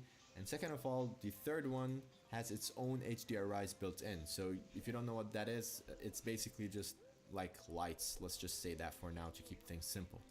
So I'm going to choose the fourth one because it shows the sword the best out of all of them, since I tried them already. And then I'll go to the camera over here and do a few changes, because if you notice, if I go back to the viewport over here, actually it looks better over here. But why? That is because in the first part we went to shading, we chose matte cap, we added the cavities to the ambient occlusion, the shadows. When we go to the render, it's not taking all of that into account, right? So I can't quickly add all of what we have in the viewport. That would be a bit complicated. We're going to have to bake textures. Again, these are technical stuff, so completely ignore it for now. That's fine if you don't know what it is. But instead, I don't know any of this stuff yet. For example, so if you get closer over here and I check this here in the camera icon, you'll see right away that it adds some shadow between the edges, right? So we can expand this and maybe just increase the factor to 5 and the distance as well, just a bit for this object. So right now, if I click on it, you can see that it makes a bit of a difference. We'll play around with the other settings in a second, but for now, let's go back to the material icon and start applying the colors. So first things first is you want to switch to edit mode or with Control Tab. Okay. And then we can grab the polygons that we want to apply to each color. So for example, if I want to grab this one over here, with L, I can grab it. It will select the linked polygons or the islands. since it is separate from the object, which was explained in the first part. And then I can go to dark and assign. So right away you're going to... Okay. So if I go like this. Nope, nope, nope. If I do Alt Z. Nope. Oh, because I go to edit mode. And then I can. Why is there no more? There should be more of them.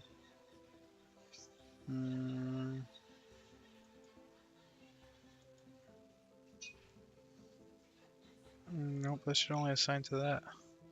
Shouldn't do all of them.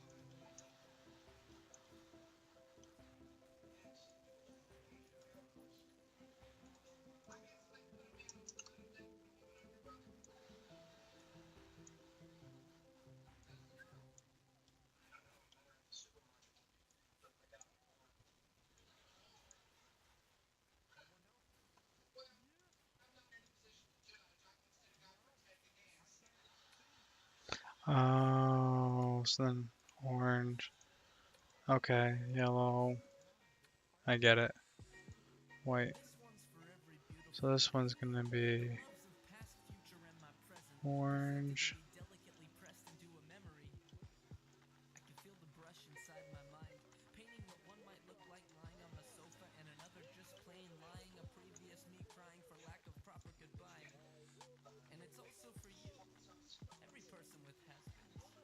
Orange.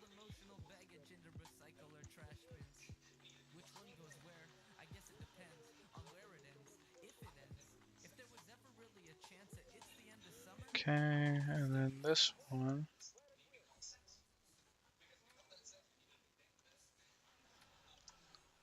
Control C, get rid of all that.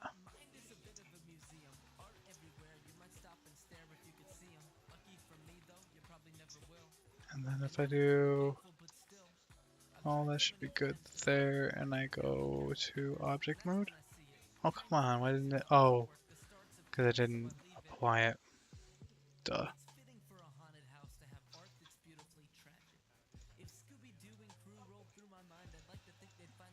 White, assign. There we go. Now we're cooking with gas. And then we're gonna make this orange, assign. Orange, assign. Assign.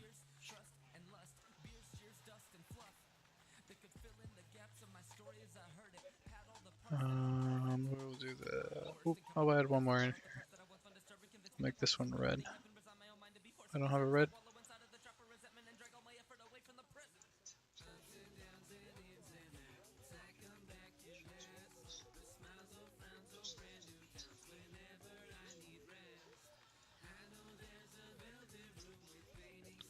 There we go.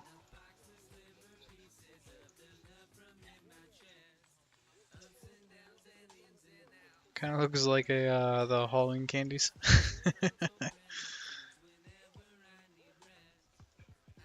The candy corns, I think they're called.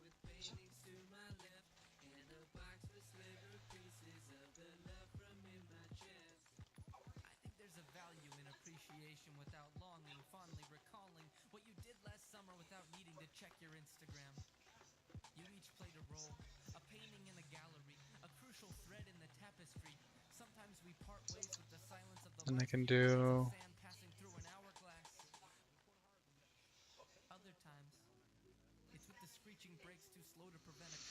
Doesn't look good, but you know, again. What if I did this? Just because I'm curious. On the. No.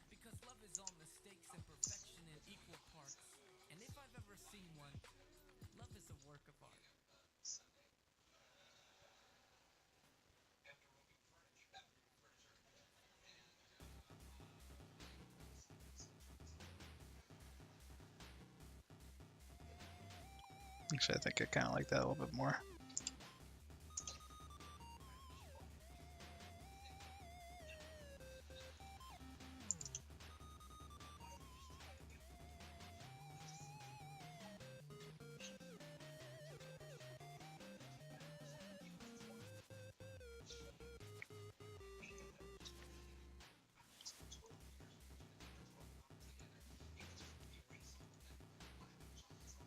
A little old school gaming again.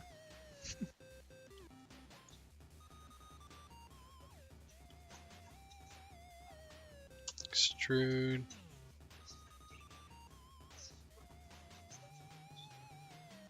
And then I can merge them? Or no? I feel like I should be able to merge them together. Maybe not.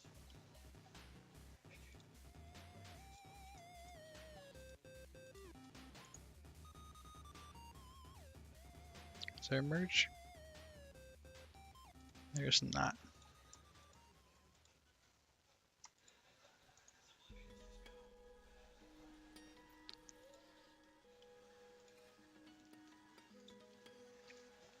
Scale. That works.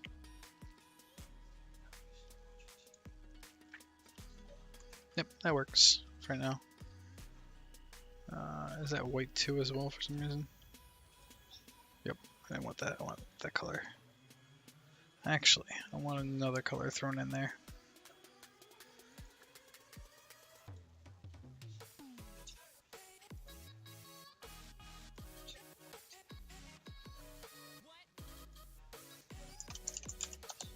Call this one black.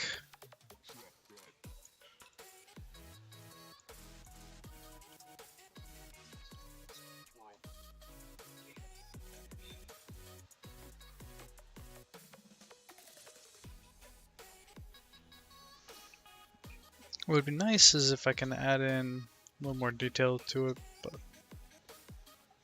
I think for a spaceship, I mean, it looks futuristic. It can do barrel rolls left and right, I'm sure. It'd be easy to do. I'd like to really kind of get a lot more in depth with it, like so you can like control these things in and out and stuff like that, just for the animation's sake and stuff. But right now, we're gonna stick with the basics.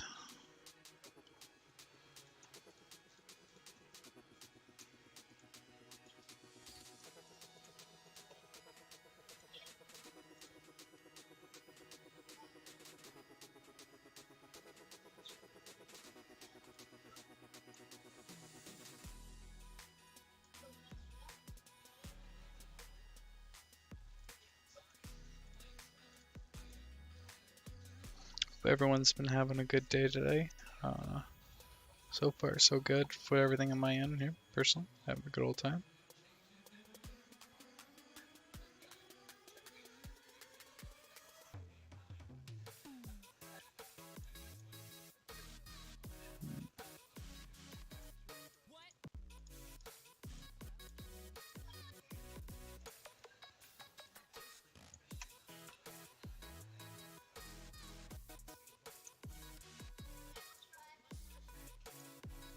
Yeah, that way you can tilt the bottom and the top.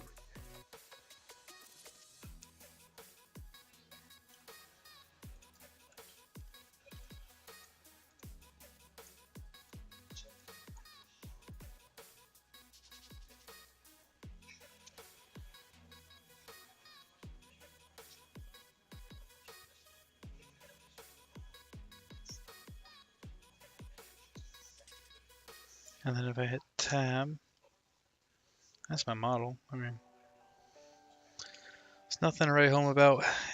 Sure as heck ain't the most impressive thing in the world, but it will do the trick for what I need. So let's save this real quick. And then I'm going to find a way to throw this into the game eventually. That's the hope. What would I name it? Oh, here we go. Right here. So, space ship. Fusion 1.0.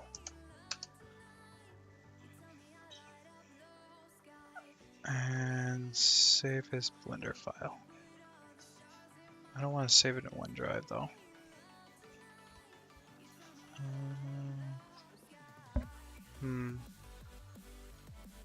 I guess it doesn't really matter too much. Pull that over here just real quick. I just want to double check something. shrink it down for the other screen. Can I just go C drive? Oh, come on, how do I? Should be able to change that.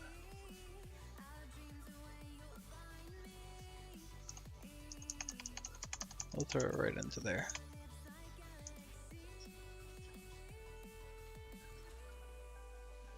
Can I create a new one there? No?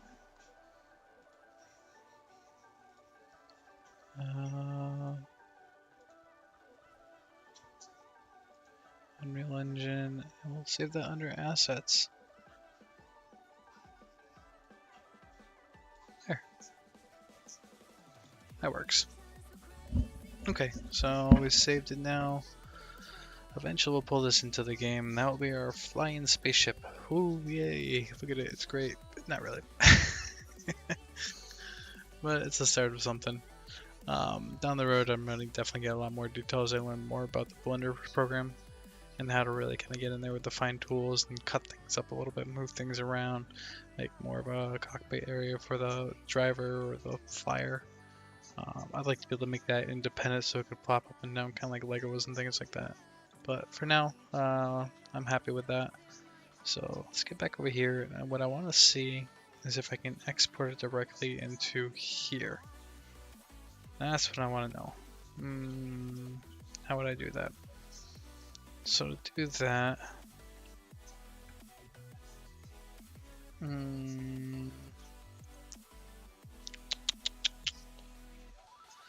yeah, I don't know how to do that yet. That's okay. That's something I'll learn down the field road. So let's go back over to the mannequin though. Maybe I can do it in there. Oh, you know what? I probably do in the blueprints, and then go under the game blueprint. Where is that? Endless save game? No, that's the save. I don't want that one. Endless runner.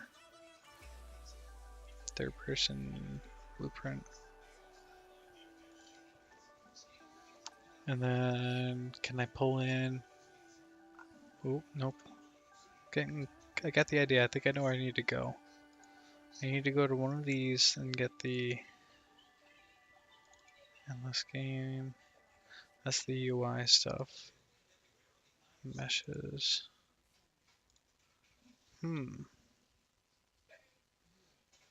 Blueprints.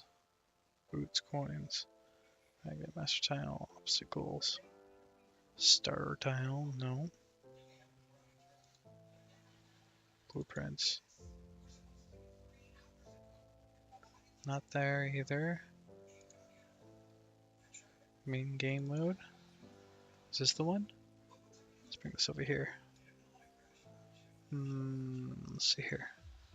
Start. Spectator pawn. And let's see, I don't care about that right there.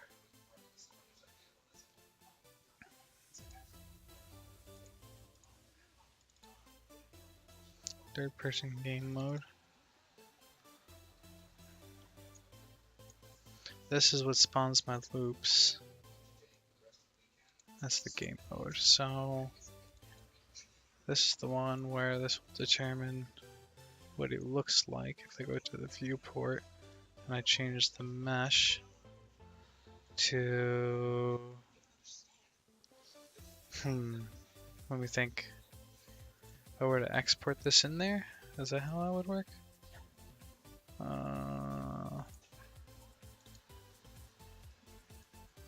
Let's bring that over here. And then go and bring this into here. Export the file. Right there. What does that do? Nope, doesn't work like that. Okay. So I probably have to save the file as a Unreal file. Save as.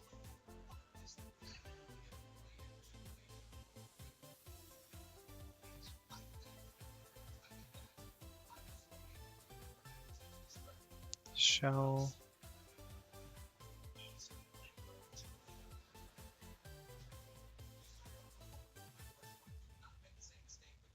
Virtual folders. So there's probably a way up there somewhere to be able to save it and bring it into the actual Unreal Engine 4, but I'm not figuring that out yet at the moment. That's okay. Well, let's do the other thing I wanted to work on today. So I want to edit the code right now, because right now I have it set up where it's just the basic tile that spawns the tile, continues forward. On each tile spawn, that's then going to determine what should be on the tile. I feel like, excuse me, apologize. I feel like that's not going to let me get the variation I'm looking for when it comes to the turning left, right, and up and down, like they had in the other one. So they use this right here, master tile spawn objects or obstacles, and then it does a whole blueprint system of obstacles.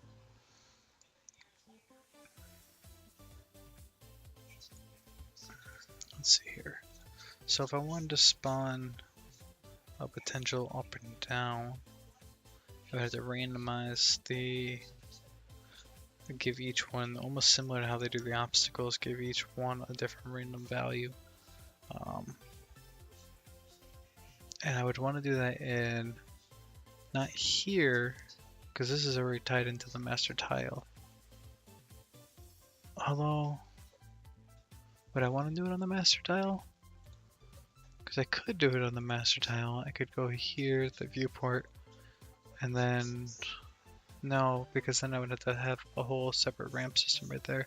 Unless I had the ramp system just go right over top of this, the spawn.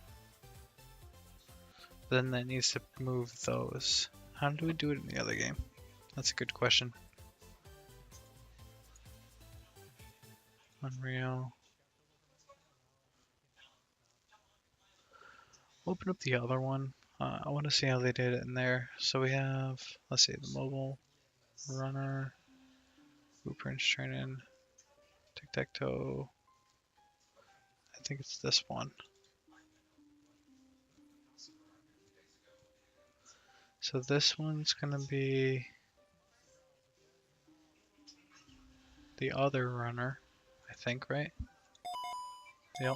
So we have up, down, left, right, and then you die. So this one we do, how do they do this one? They have tile ramp up, tile or down, then up. So they have different ones. Game mode. In the game mode,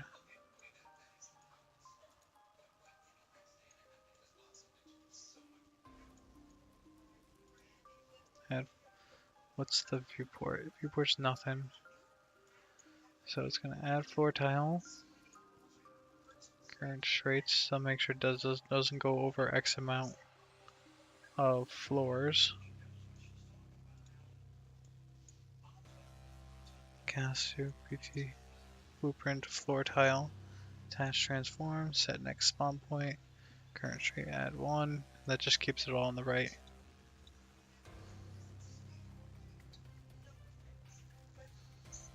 That's not what I'm looking for. Blueprint floor tile. Let's see if it's this one. So in here, hey Eva, how are you doing today? It's good to see you. Hope walls have been well the last week and a half or so. Better. Unfortunately, I hurt my arm about a week and a half ago, so I wasn't able to do a lot. Thank you. I couldn't even get my arm up on like a desk or anything without a lot of pain. So I kind of had to take a little time off. Couldn't even play video games. That was pretty sad. I ended up, I slept on my arm wrong. And one of the nerves inside, like the bicep part here, I destroyed it or hurt it or something. I'm not sure what I did to it. But like my whole thumb was numb. My muscle here and up here was just like super tense. So I couldn't like stretch my arm without a lot of pain. But I'm better now, so that's always good. And I'm back in action now going forward. So that'll always be good too as well. How's the Pokemon Go been treating you? Ah, it's never good. Hopefully not too bad.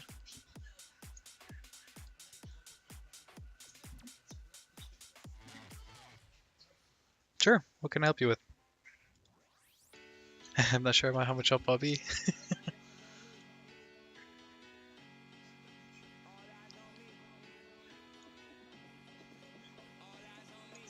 Custom runner.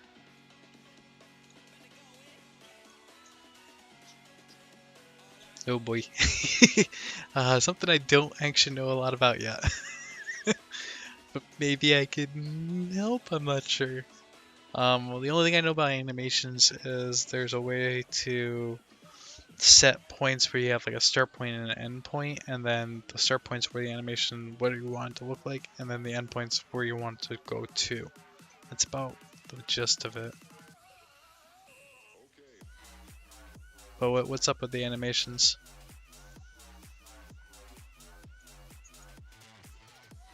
Even though I might not know the answer, there are people and the viewers out there that are lurking that may actually know the answers.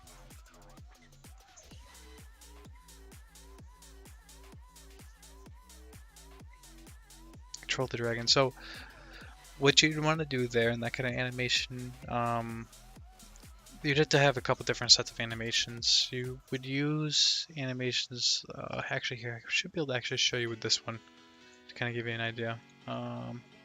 Go to third person character, and then in third person character is my animation. Let me think. Where's my animation?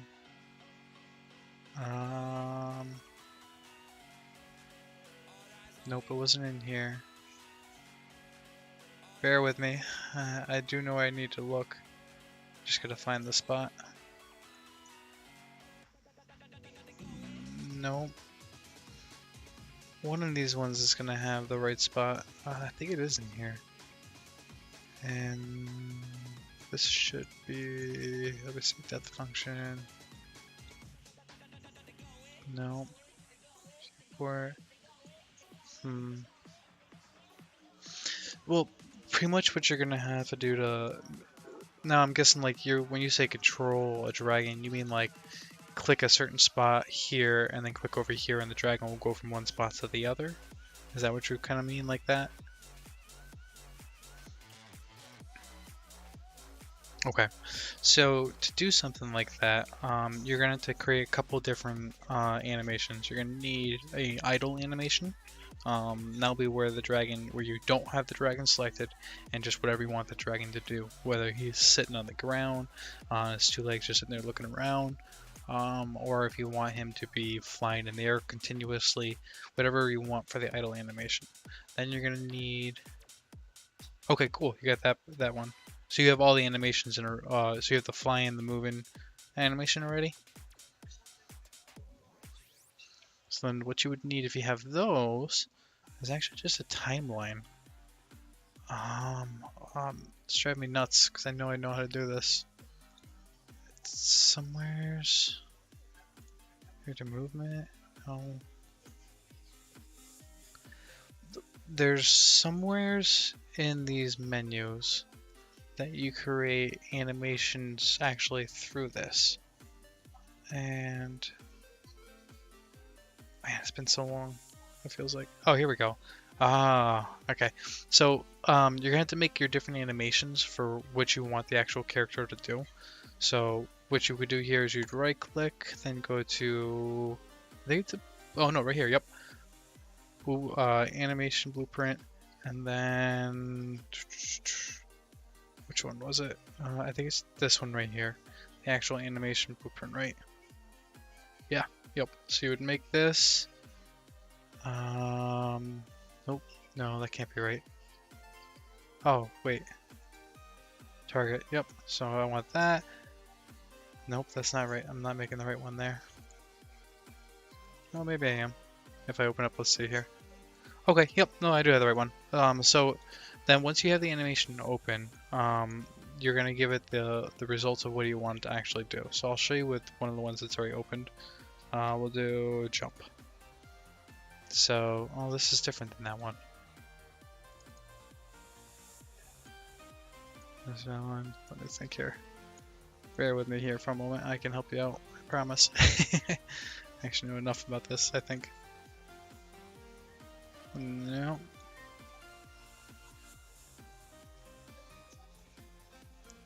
Blueprint, physics, animation, mesh skeleton. Okay, so what you could do, so you can go.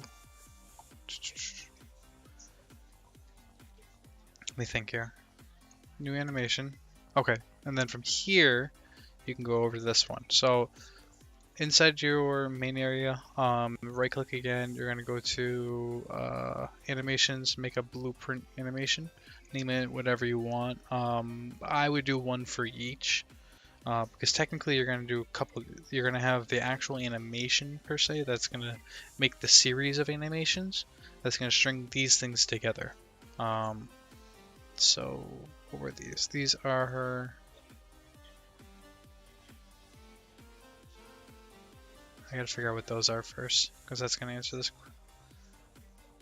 These are. What is this? Doesn't tell me what this is. I guess it's kind of the same thing. But what you do is once you have the different animations, and the animations you actually make, if you want to, you can individualize them right here in the animation tab to what you actually, how you want it to go.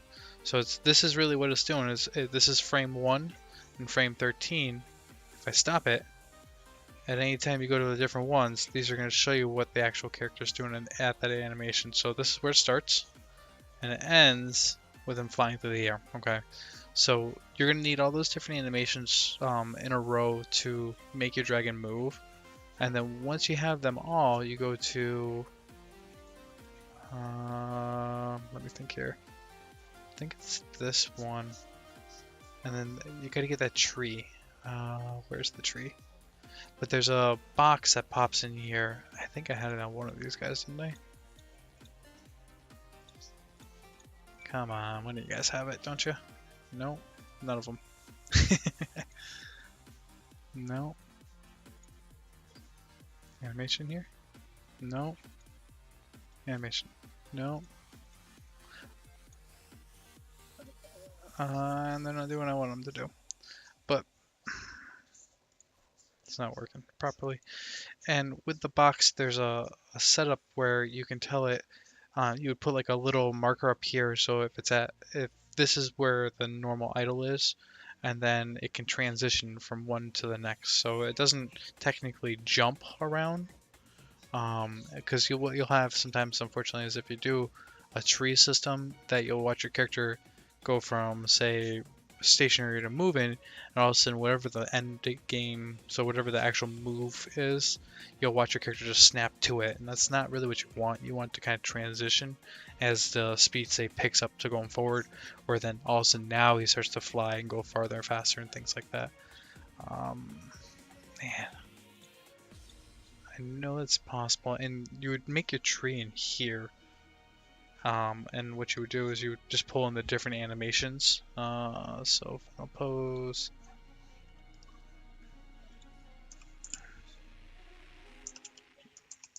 Animation, stop on animation. Testing my brain today.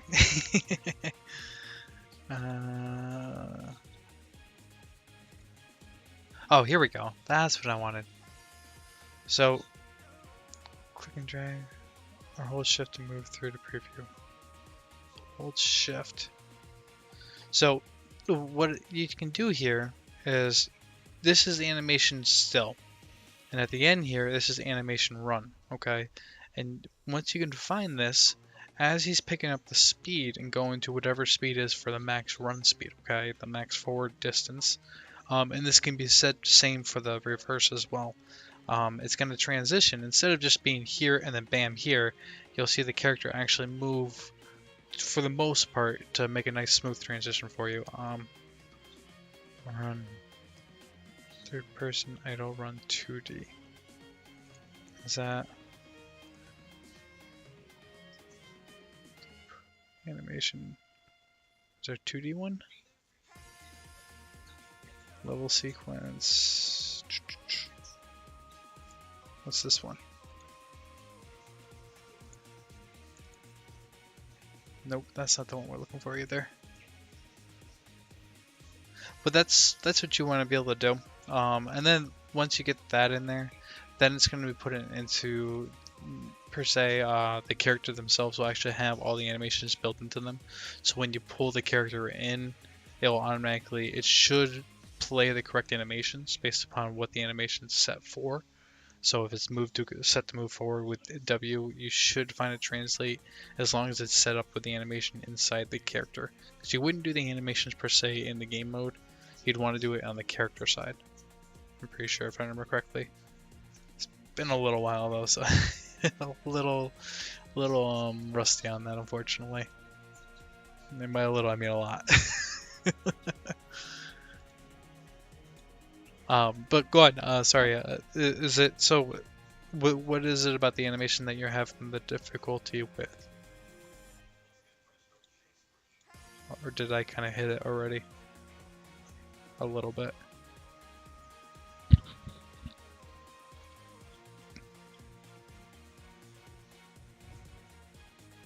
Oh, okay.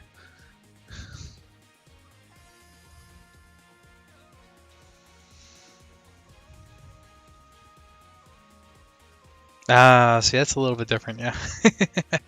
That I might not be able to help out much with, unfortunately. My Unity days are behind me far enough back that my brain just, I can't kind of remember. Like, I might be able to if I pulled it up and looked at it. Remember some parts. Let me think. With Unity, there was an animation sequence system that wouldn't use the skeletal mesh. I don't think it did that. I think it did something a little bit different where it was point driven, I think, if I remember correctly. And like it was a little more simplified on the skeleton system, if I remember correctly. I could be wrong. It's been a while since I've done Unity.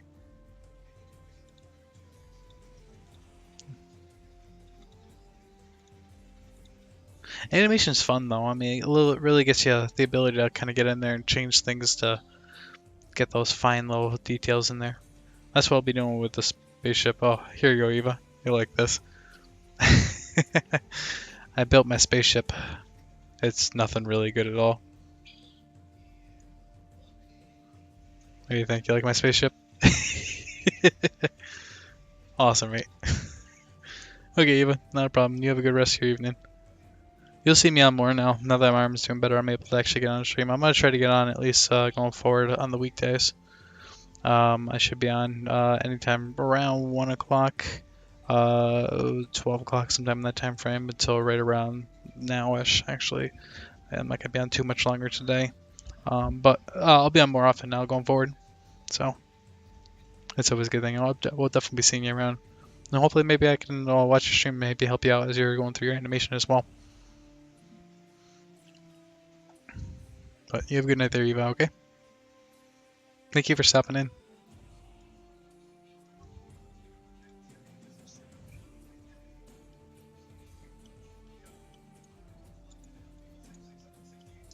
Oh, now I'm trying to do the blender move.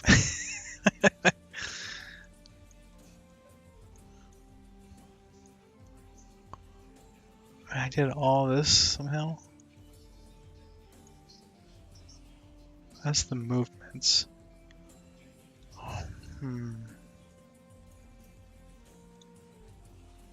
There's a way somehow I can get rid of this. Don't need that in there. I can delete that.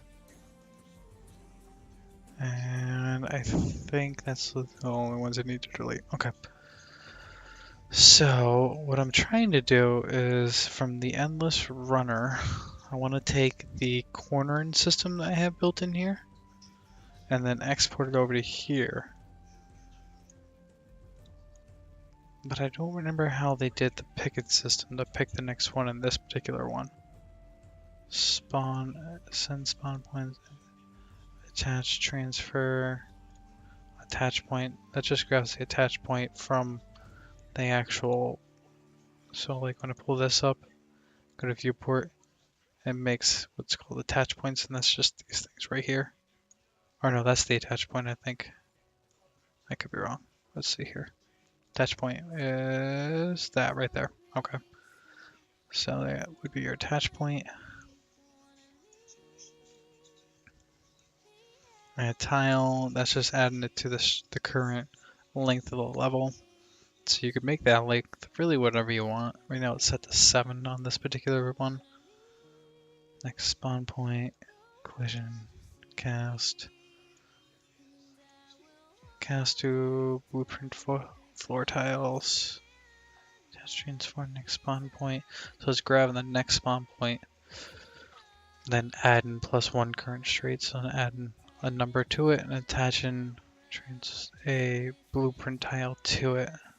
Class is going to be floor tile.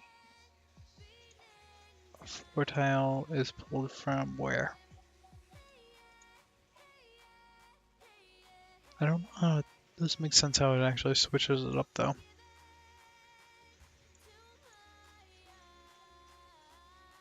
Then play, run HUD, add to viewport, 9.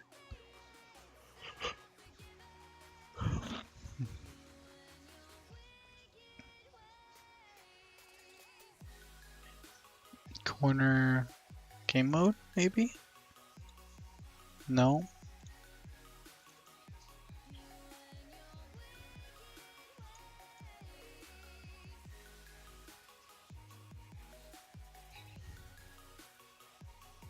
So right, center, left. That'll be just your spawn points for your items.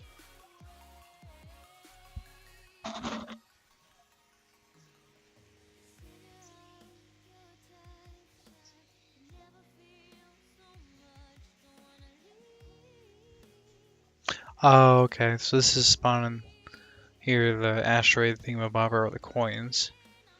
Let's grab just a random integer and throwing it into the construct, which then is pulled, I'm sure, probably over here somewheres.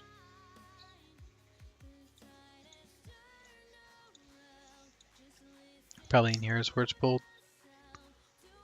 Hit wall. Death. Play the death animation, which I have set up here. Or no, I don't have death animation. I have death somewhere else. That's okay though. That just makes, that's actually not even doing anything right there. Neither is that. That's doing absolutely nothing either. Okay, I don't know why those were there right now. Add floor tile. Cast run game. Destroy actor. Huh.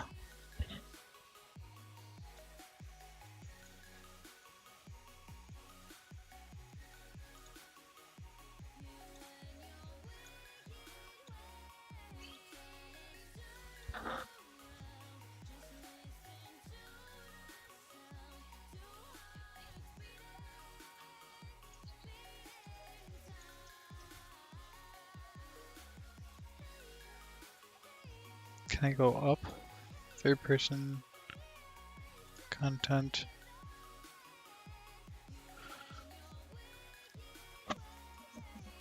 Oh man, I keep yawning. I'm apologizing on that. Blocker, item, run character, blueprint. From here, this is what should allow me to make my pick of different levels. Attach point. So it's gonna grab, get attach transform.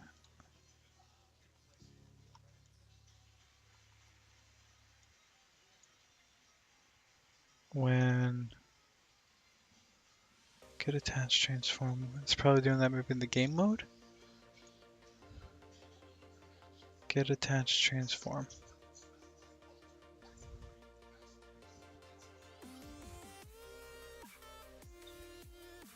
Get attached transform. That's gonna set next spawn point. Then it's gonna spawn the next tile onto it, which that makes sense. Well, it sets as the next spawn point, and it comes back here to add the next floor tile. How does it change it? It spawns it into the next spawn point that we just set from here. That kind of keeps it moving forward.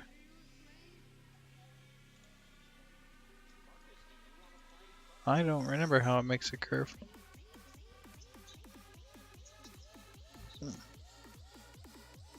I'll have to rewatch that one. Maybe that can give me a better answer on how to combine the two. Because what I'm trying to do right now is using this one. I want to add some curvature to it so it can go left, right with it. And up and down. Once I do the up and down, I think I'll be able to make this more of a custom flyer. Because then I can get rid of technically the track, I think. And it can change the view to a little bit different, something else maybe. Maybe. I'm not sure yet. I'm still looking at it and brain trying to figure it all out.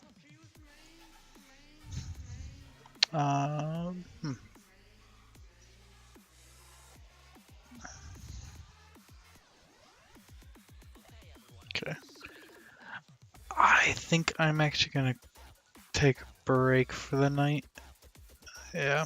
I want to rewatch that video tonight. I don't want you guys to rewatch the same video again because I already did it once with everyone on stream. It wouldn't be fair to you guys to watch it twice, so I'm going to take a break for the night.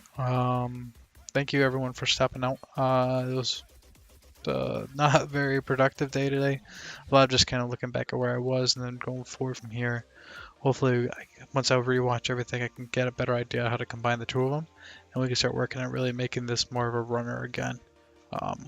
So, for now, everyone, thanks again, and you guys have a good rest of your evening, okay?